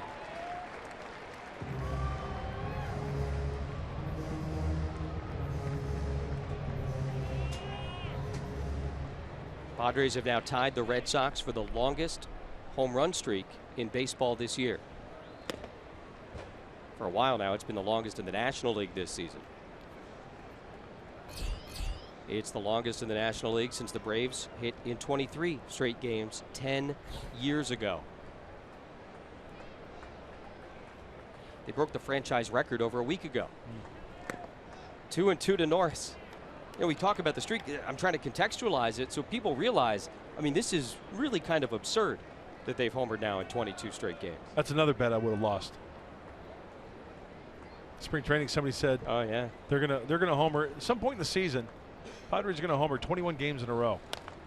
Ground ball up the middle, and that'll be handled by Turner, the second baseman, and they get Norris by just a step for the second out. So now 22. Huh. Hey, keep it going. Tomorrow night in Toronto. And a good job. We talk, you know, there's little parts of this game that you could point to and say we got to this point tied 6-6. Hey, Matt Thornton there's been some times where he's gone out there and given up some runs, right? Well, he faced 4 hitters in the 7th. He held the Nationals, and the bats have come to life here in the 8th to tie it up. Villanueva as well. Huge relief. Yep. Meeting on the mound between Sean Kelly, Ramos, pitching coach Mike Maddox, as Christian Bethancourt going to check in and pinch hit for Thornton. Thornton pitched a scoreless 7th. And now the Padres can get ready to hand it over in, at worst, a tie game to Ryan Buchter in the 8th.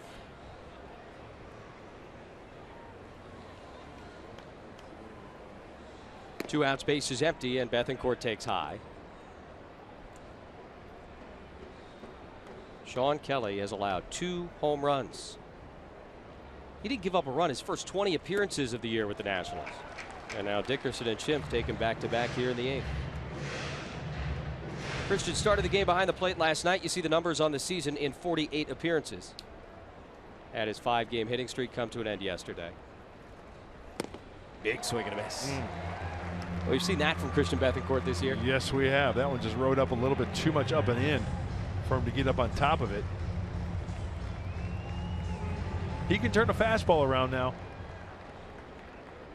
We've seen that as well. Padres have fought back to tie this game at 6. Bethancourt strikes out, and that's all for San Diego here in the 8th. But a couple of home runs against Sean Kelly. Alex Dickerson, a leadoff shot to pull the Friars within 1, and then Ryan Schimpf goes back-to-back to tie it up.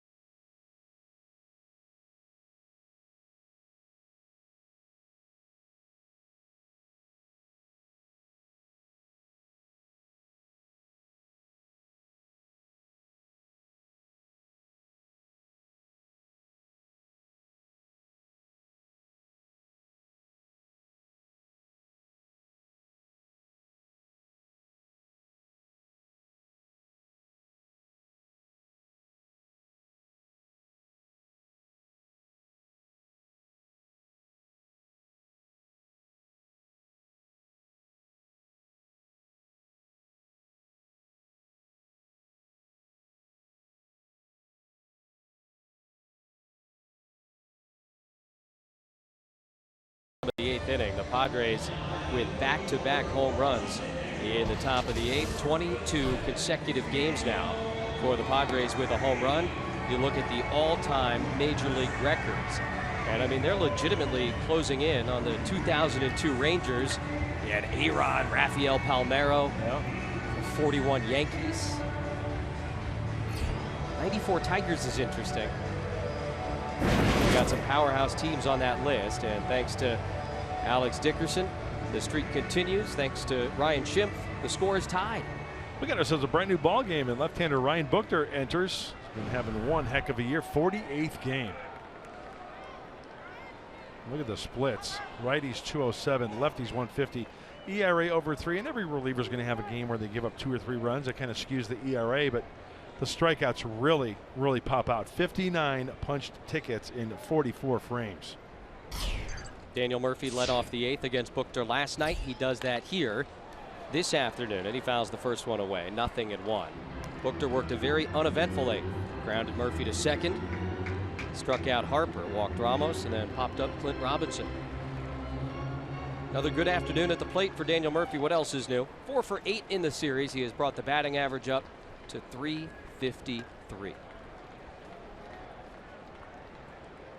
It's July 24th. No balls in a strike to the Washington first baseman. And that's outside from Buchter. It's good to see him bounce back in last night's game, Ryan Buchter. Absolutely. You know, that's one of the keys about being successful as a reliever. You got to erase it from the hard drive. Forget about what happened the night before. Cannot let it affect you. You start another streak if you have a bad outing. Working against a very tough trio of hitters for a second consecutive outing. And he faced 4 hitters last night. He walked 1. Good outing for the left-hander. For the Nationals, of course, Bryce Harper not in the starting lineup. And with right fielder Chris Heisey due up 4th this inning, or first in the bottom of the 9th. Got to be aware that Bryce Harper is lingering on the bench for Washington. Murphy fouls it back, 2-2.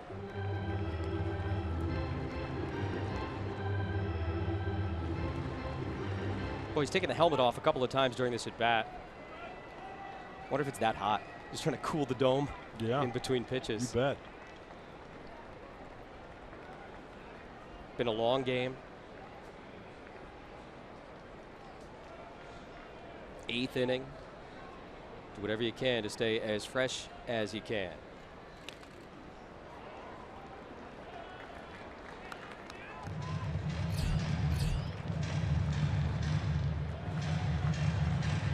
Murphy, a great fastball hitter.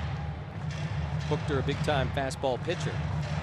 And you see all the damage done by Turner, Murphy, Ramos, hit-wise, here today. Opposite approach that the Padres have taken, or opposite results at least. San Diego has spread it up and down the lineup against the 5 Nationals pitchers. Here's the 2-2 to Daniel Murphy. Solarte gives that a look, but it's out of play. You know, when Daniel Murphy is behind in the count, you know, he's talking about hitters being in hitters counts and avoiding pitchers counts. The course of this season, when Daniel Murphy, he's swinging the bat so well, when he's been behind in the count, his average is .316. When he's in an account in favor of the hitter, he's hitting at a .441 clip.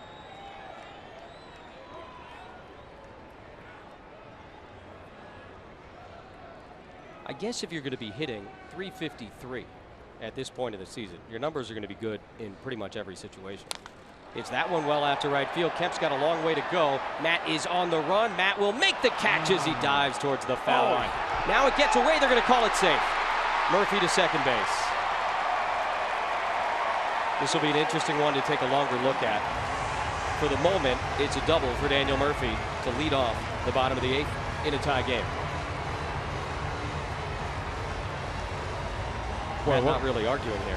What a great effort by Matt. He ran a long way and lays out. When does the ball come out? It tucks. Yep. Did you see he caught it? The glove tucked under his left shoulder, armpit, and then it came. Did he ever have it really cleanly? Kind of. Oh, man. Tremendous effort by Kemp. He got there. Yes. But unable to complete the catch. That's a good way to roll the shoulder, dislocate a shoulder as well. It looks like Matt is okay there. That could have been nasty. Well, obviously a huge moment of the game.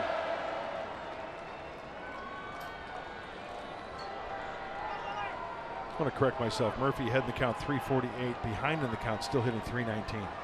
So any way you look at it, he's a tough out. So is this guy. And that's been on display this afternoon. Wilson Ramos 3 for 3. The only guy with a better batting average in the National League is Daniel Murphy. It's a nice luxury, being able to throw the number 1 and 2 hitters in the National League back-to-back in the lineup today for Dusty Baker. No room for error as Jonathan Papelbon continues to throw in the Nationals' pen.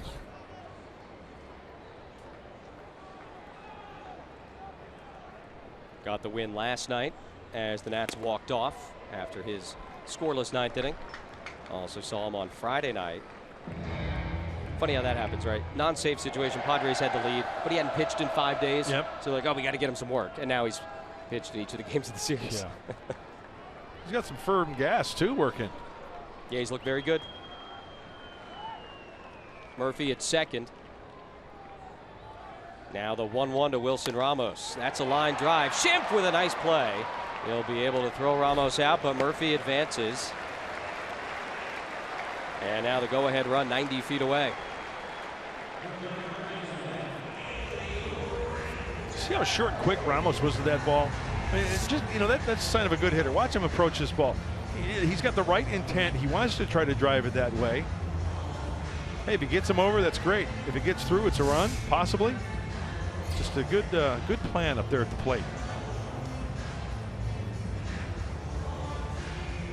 So Buchter's got his work cut out for him here. Andy Green's got some decisions to make. Anthony Rendon 0 for 3 at the plate. First base open. And it appears as if the Padres are going to call for an intentional walk. Mentioned that Heisey is on deck to bat next. So they could go to Harper there if they want. But Heisey currently in the on deck circle.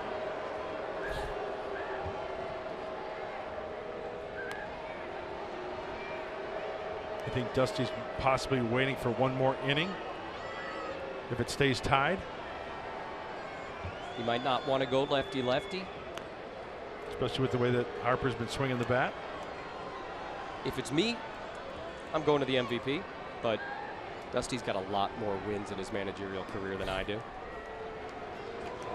The intentional walk completed to Anthony Rendon. So runners on the corners. Heisey coming up, and Andy Green got a little chalk talk with his infield out on the mound. Talk strategy here defensively. Yeah, make sure everybody's on the same page. In the event of a hard hit ball, in the event of a chopper, where to go, what to do. The main thing here is to get an out. Hey, double play, great. Get out of the inning. Murphy not exactly a burner speed-wise at third base. Part of the question will be, of course, if the Nationals put on a contact play.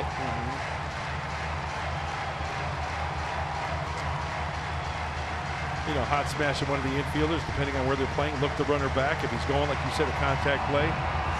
Just so everybody's on the same page, every possible scenario. Murphy at third. You know what else I've seen teams do in this situation?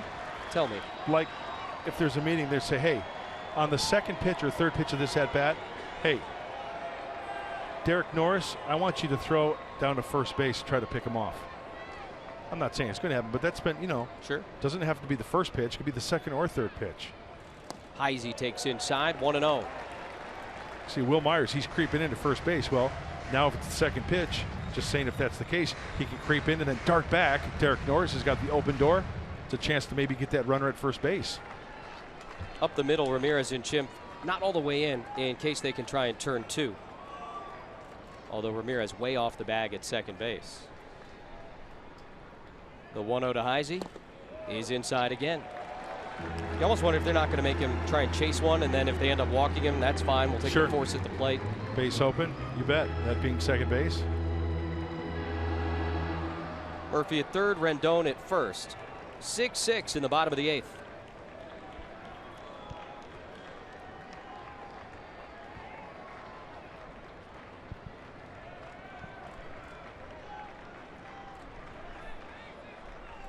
Heisey swinging and he grounds it foul. 2-1.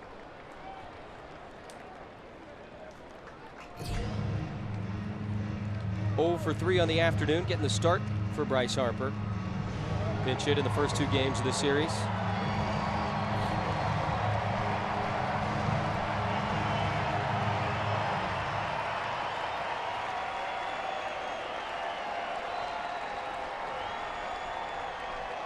See how short of a lead Murphy is off of third base?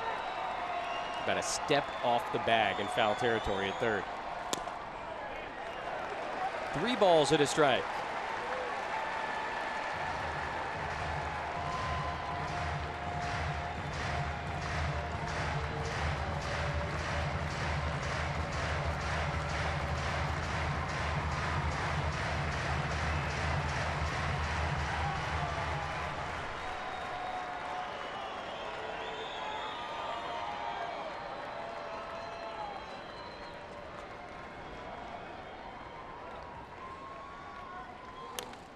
Little pop-up, foul ground. Myers coming over, and by the dugout, he will make the catch. A huge second out for Ryan Buchter. So Dusty Baker sticks with Heisey over Harper. He fouls out. Now 2 outs, and the batter will be Michael Taylor.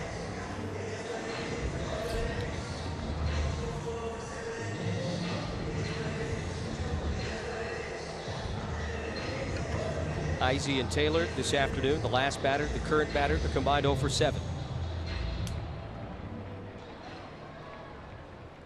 Murphy still at third base.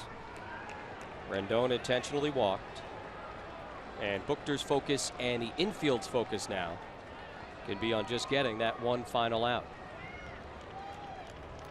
Taylor's 7 home runs on this season. 2 of them came in 1 game at Petco Park last month. Home run swing there, but he comes up empty, 0-1.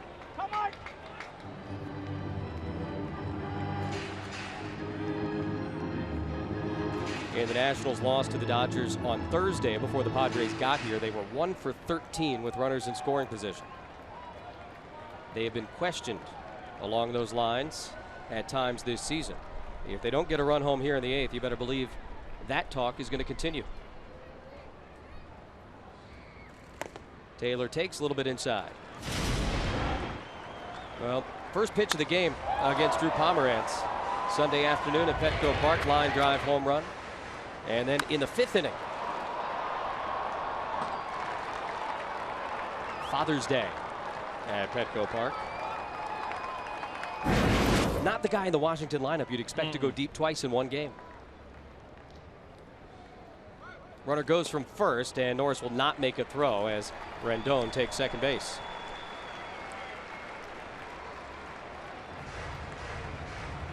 They give him a stolen base. Not that it matters.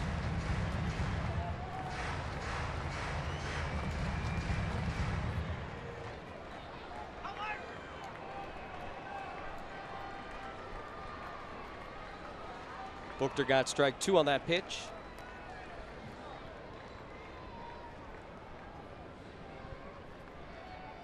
Now the 1-2 to Taylor. And he fouls it back over the screen. Oh, that's one thing that Ryan Buchter has done so well all year, burying that fastball in, not afraid to. Runners in scoring position, 2 of them for the Nationals. You cannot be afraid to bury that pitch in. Some guys are a little tentative because, no, in this middle in, too much of the plate. Do some damage. Buchter trying to finish off Taylor, trying to finish off the Nats here in the bottom of the 8th. Another 1-2, just inside, a little bit high. 2 balls and 2 strikes. Taylor showing good patience here. 25 years old. Nats drafted him in the 6th round back in 2009. One of the top prospects coming up, probably the leadoff man of the future for them. Sort of easing him in at the big league level. The 2-2, got him. Buchter gets him to chase the high fastball, and Ryan pitches out of a big-time jam. The Nationals strand 2 in the bottom of the 8th. We will head to the 9th. It is 6-6, and the top of the Padre batting order is coming up.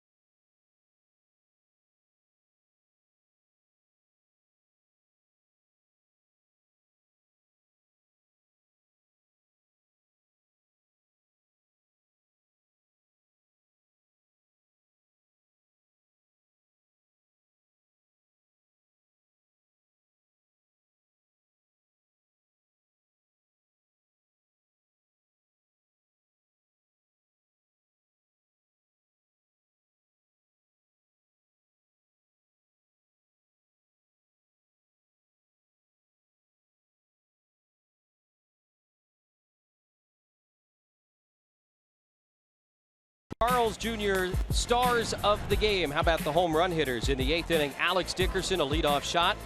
It not only extended the home run streak to 22 straight games, but it pulled the Padres within one. And then one batter later, Ryan Schimpf to left center field. Back-to-back home runs that tied the game. And just like that, it went from 6-4 to 6-6. And after Ryan Buchter's scoreless bottom of the 8th, it is still 6-6 here in the top half of inning number 9. Top of the order for the Padres, and they will face that guy, Jonathan Papelbon, in to pitch for the 3rd consecutive game in this series. And Jonathan Papelbon pitched an inning last night, a hit, a walk intentionally. He struck out one, and he's been doing great since coming off the DL. 1-0, 3 saves. It's over 7 innings, 10 strikeouts, and only 3 hits for the veteran right-hander. That is good. 6-time All-Star. 19 for 21 in save opportunities. This isn't one of those. They made him a winner last night with a walk-off victory in the bottom of the 9th. And the Padres looking to make him a losing pitcher here today. Jankowski 0 for 3 with a walk and a run scored. He swings at the first pitch. Sends it back to the screen. Jankowski got one at bat against Papelbon in the first game of this series. His only at bat of the game. Struck out. Did not see him last night.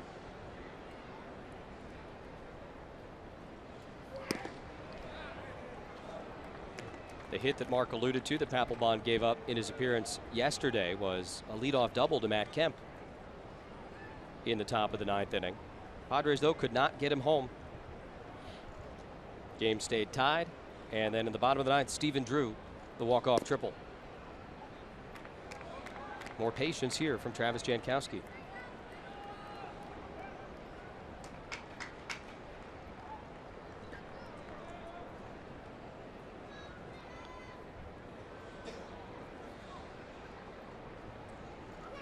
Big swing and a miss.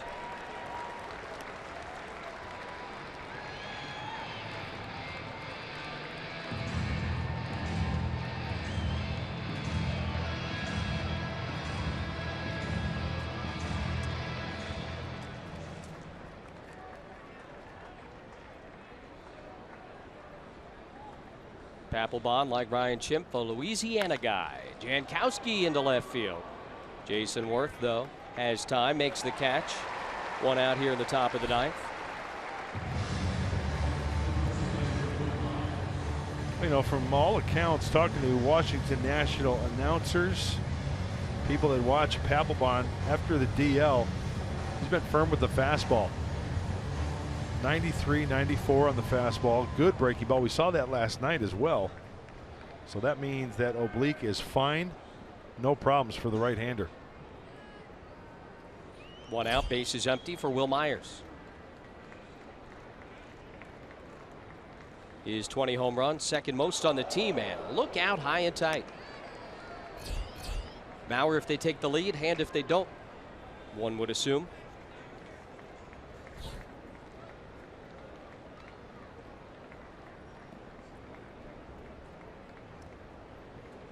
Will has hit 1 home run since the All-Star break. It was that first game back against Madison Bumgarner. Ahead in the count, 2 balls and no strikes.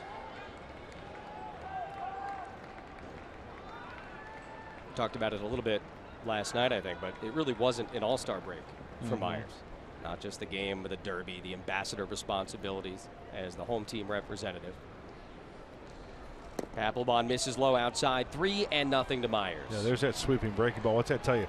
2-0 breaking ball, missing big time way outside. Papelbon doing some extra stretching out there on the mound. You see the hands up in the air kind of in between pitches? He's usually got a lot going on, but yeah, you're right. Way upstairs and ball 4. So 1 out walk. Myers with a single and a pair of base on balls here this afternoon. And the potential go ahead run is on board with Matt Kemp coming to the plate.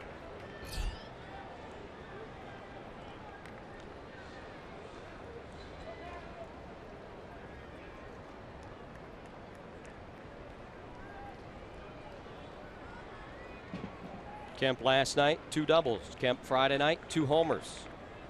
Mentioned that one of the doubles was against Papelbon. Myers, nice good lead over at first base. And Kemp takes a strike.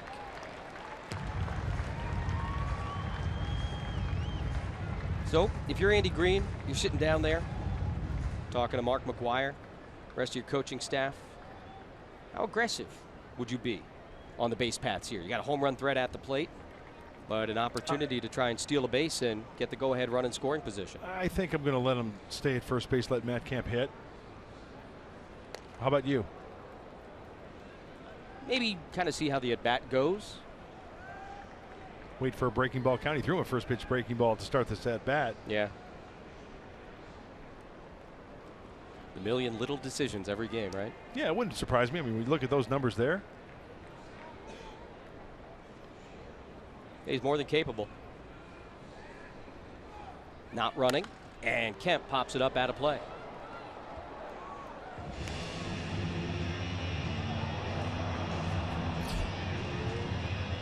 Colin Ray, Aaron Sanchez, who has been outstanding for the Blue Jays. Tomorrow night in Toronto. 4:07 first pitch back in California. Such an odd time. Yeah, they do the 07s. It's the conversion rate, right? Exactly. The Canadian dollar is not worth the same as the American dollar, so you lose a couple minutes. Slider away. Kemp able to lay off. And now a 1-ball, 2-strike count.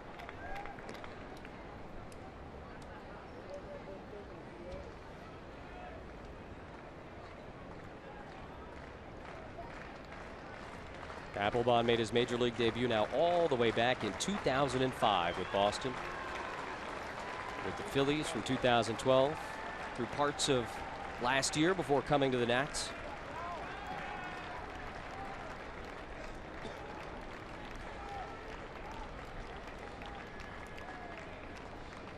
The 1-2 to Kemp. Swung on a miss, but it gets away. Kemp will not advance, but Myers with a big turn around second base. And he is now in scoring position as Kemp strikes out.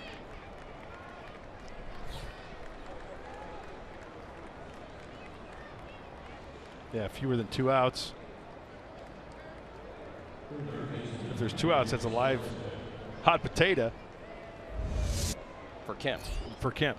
As this breaking ball's in the dirt, first base is occupied. You thought about it. Yeah. Laz Diaz said, no, no, no. But obviously it is a live ball from the base runner standpoint. And Myers was definitely thinking about third base at one moment there, as he should have. Ramos had no idea where the ball was. Good read by Will. And he just kind of stumbled around second base. So a strikeout and a wild pitch.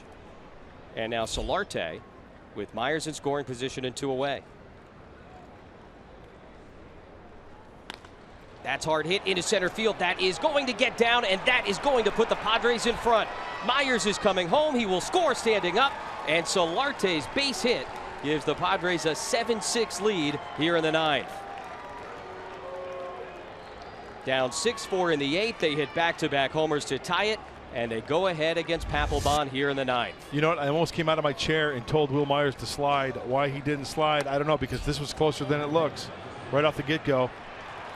As Taylor comes up throwing, I didn't even think it was going to be this close. Yeah, nice throw from Taylor. Yeah, Ramos giving him a lane.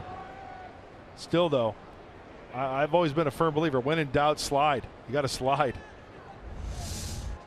But it's a run. That's what matters.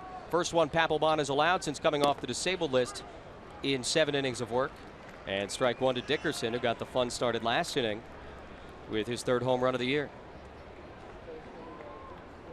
So get Mauer power hot. Dickerson hard hit to right field. That's another base hit. Solarte goes to second. Kind of put his head down, but wasn't going anywhere as he rounded the base. And Alex Dickerson with his 3rd hit of the afternoon, a single, a double, and a home run. Have a day, Titan. The Poway Titans swinging a hot shillelagh on a hot, steamy day in the nation's capital. Hitting the ball hard. Couple of well-struck balls against Papelbon, who's now going to receive a visit from Mike Maddox, who's certainly getting his steps in today.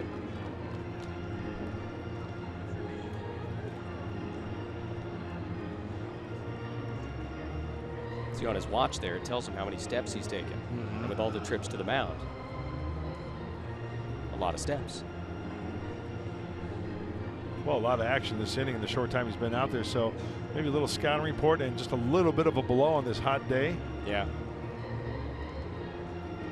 He's not allowed to bring him a cup of water, right? That's against the rules. Can you imagine? Pitching coach goes out a little cup. Yeah. Like a boxer between rounds. Sure. Squirted in his face. No, this is where you hope the wheels come off in this inning, right? You got the right guy up at the plate. No doubt about that. Home run his last time. Also has an RBI single this afternoon. And Ryan Schimpf takes outside. Throw a first pitch changeup. Yusmeiro Petit if Papelbon cannot get a third out.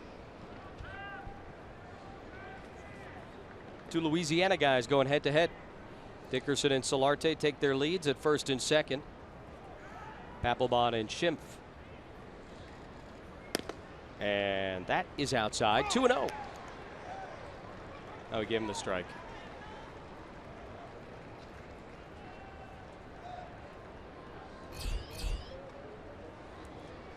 Brandon Maurer, the Padre closer, picked up his first career 4-out save in Friday night's game, a 5-3 Padre win. Did not pitch in last night's game and looking like he can pick up a save here this afternoon. 2 balls and a strike to Schimpf. Oh, a lot of off-speed stuff from Papelbon.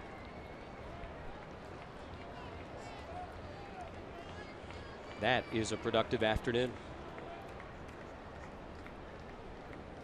A lot will be told here when he throws 2-1.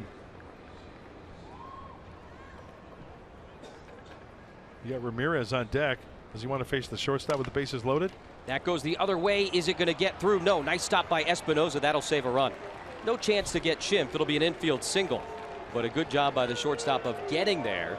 And that forces Solarte to wait at third base. And now some Boo Birds coming out for Jonathan Papelbon. Hey, what's this single stuff for Ryan Schimpf? Huh? We've seen so many extra base hits. I wanted to see a double tramp, triple tramp, 3-run shot tramp, single tramp. You gotta wheels got to come off right here. If you ever needed a 2-out clutch hit, this is the time and the place. Alexei takes ball 1.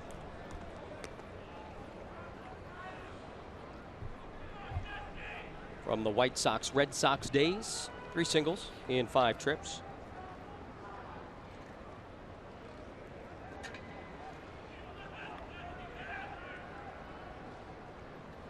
They have not squared off against one another prior to this in this series. Way out in front. So a lot of soft stuff. Changeups to Schimpf, sliders down and away to Alexei Ramirez. One guy a left-handed batter, one guy a right-handed batter. Both pitches going away from each respective hitter.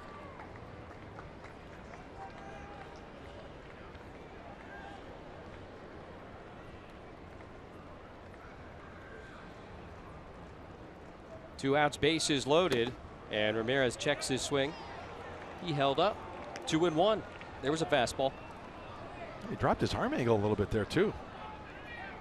You're right, though. He's moving around a lot. Jonathan Papelbon, you know, stretching that arm out. Yep. He's always taken a long time between pitches, but doesn't look particularly comfortable out there. And Padres have gotten a run against him.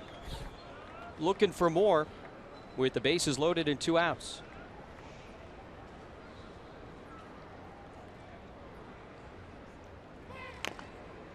It's grounded foul, and 2-2.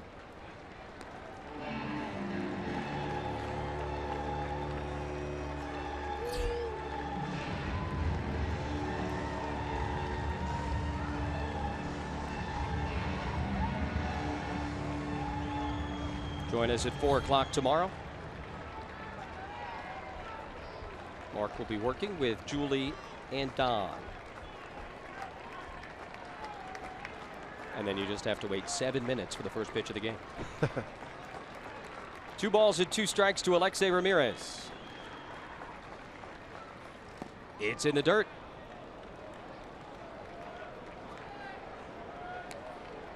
25 pitches now for Jonathan Papelbon here in the ninth. So far, just a run on 3 hits.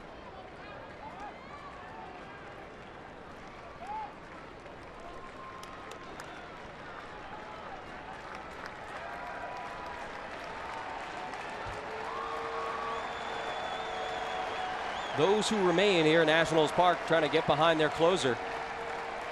Here's the 3-2 with the runners going. It's a foul ball straight back.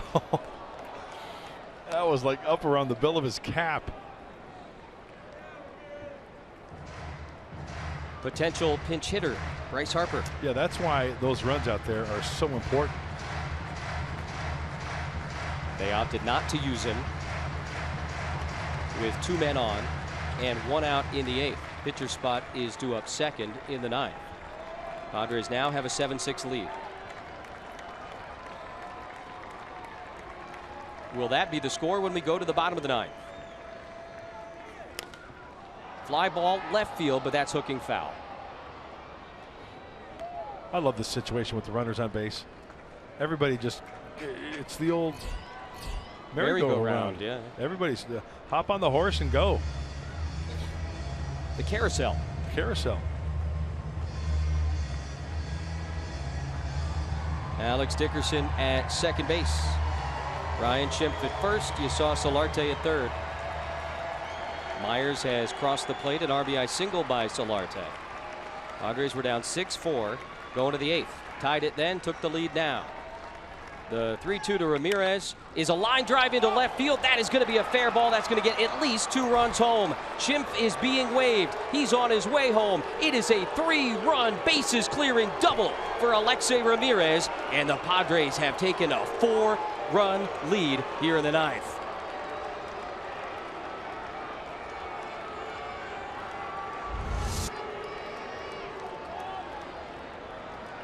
I think some of the lug nuts just came off, loosened up by the hitters prior to Alexei Ramirez, and after that one, yeah, a couple of wheels just fell off.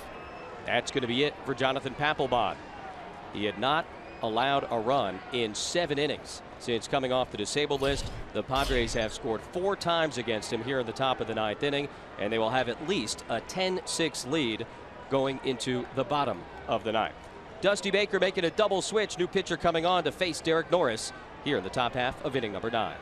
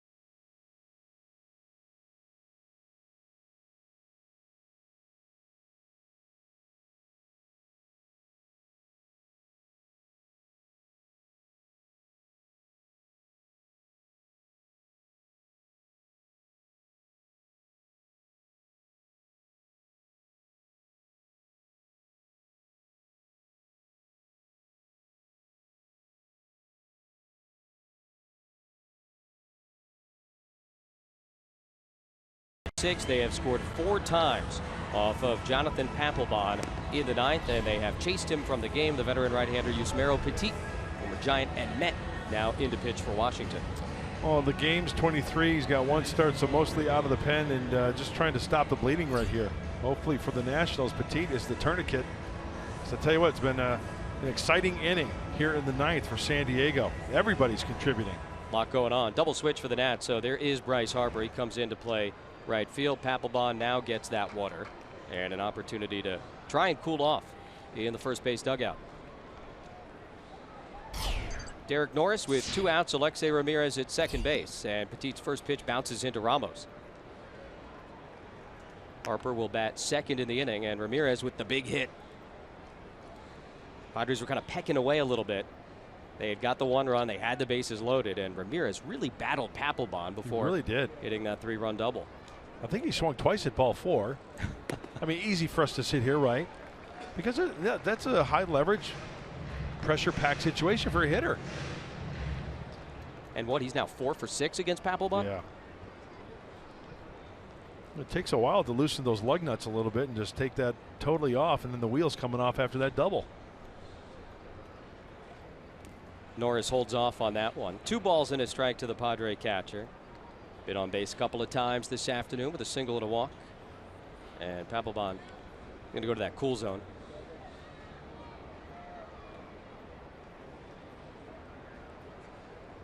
Not a good feeling for a relief pitcher, but all smiles on the other side. Padres now a 4-run lead in the 9th.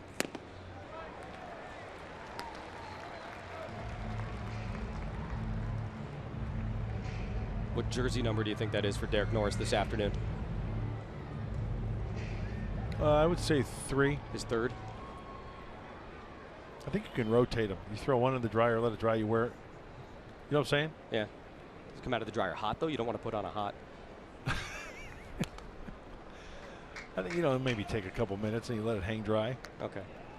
We can stick it in an ice chest.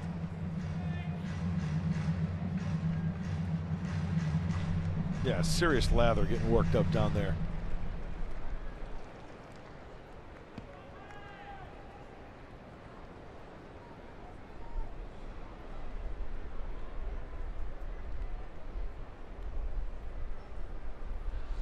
Norris strikes out, and Petit comes out to finish off the 9th inning. But the Padres with a huge top of the 9th against Jonathan Papelbon. They score 4 times on 4 hits. Solarte got in on the act, and the big hit came from Alexei Ramirez, a 3-run double. We go to the bottom of the 9th.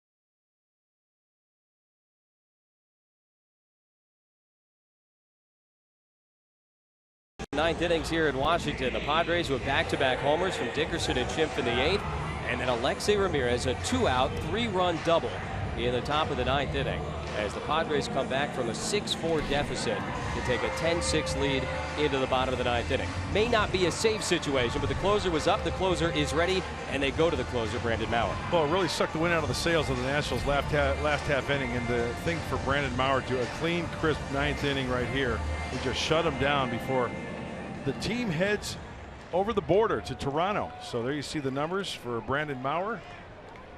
The splits look pretty good. The high ERA, we've talked about that before. One outing earlier in the year, 1 or 2, could skew that ERA. Number 8 hitter Danny Espinosa to lead off. Then Harper in the 9 spot as part of that double switch. And then Trey Turner.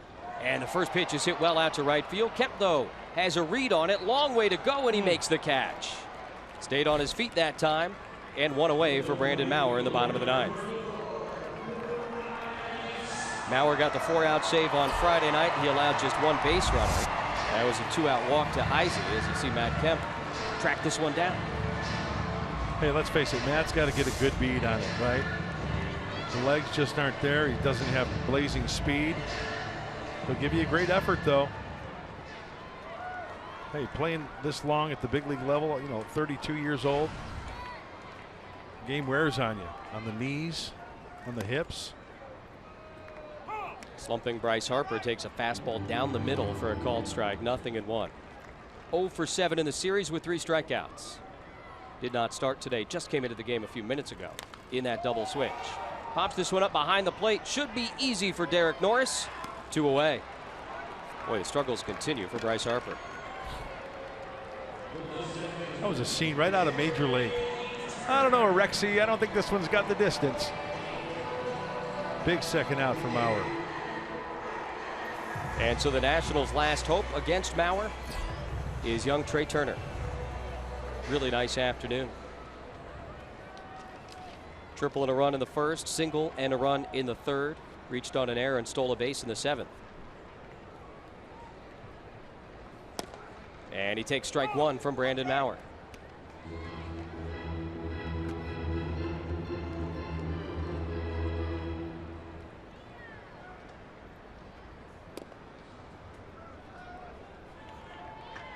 Padres have not won a series against the Nationals since 2011.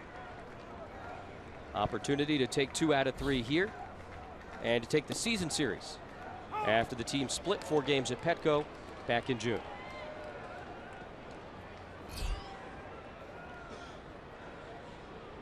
Turner and the Nats down to their final strike against Brandon Maurer. And the 1-2 to Trey Turner is pop foul out of play down the right field line. 96 on the heater from Maurer. Oh, that's Maurer power. Like it says on his glove. Brandon picked up his 4th save of the season, 4th save of his career on Friday night. The 1-2 to Turner. Just got a piece of the high fastball at 97 that time.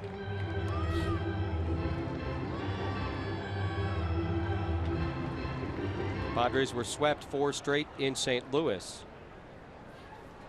Bouncing back nicely against the Nats on Friday night. And the 1-2 is in the air to right. Kemp coming in. He will make the catch, and the Padres have completed the comeback. They were down 6-4 in the 8th.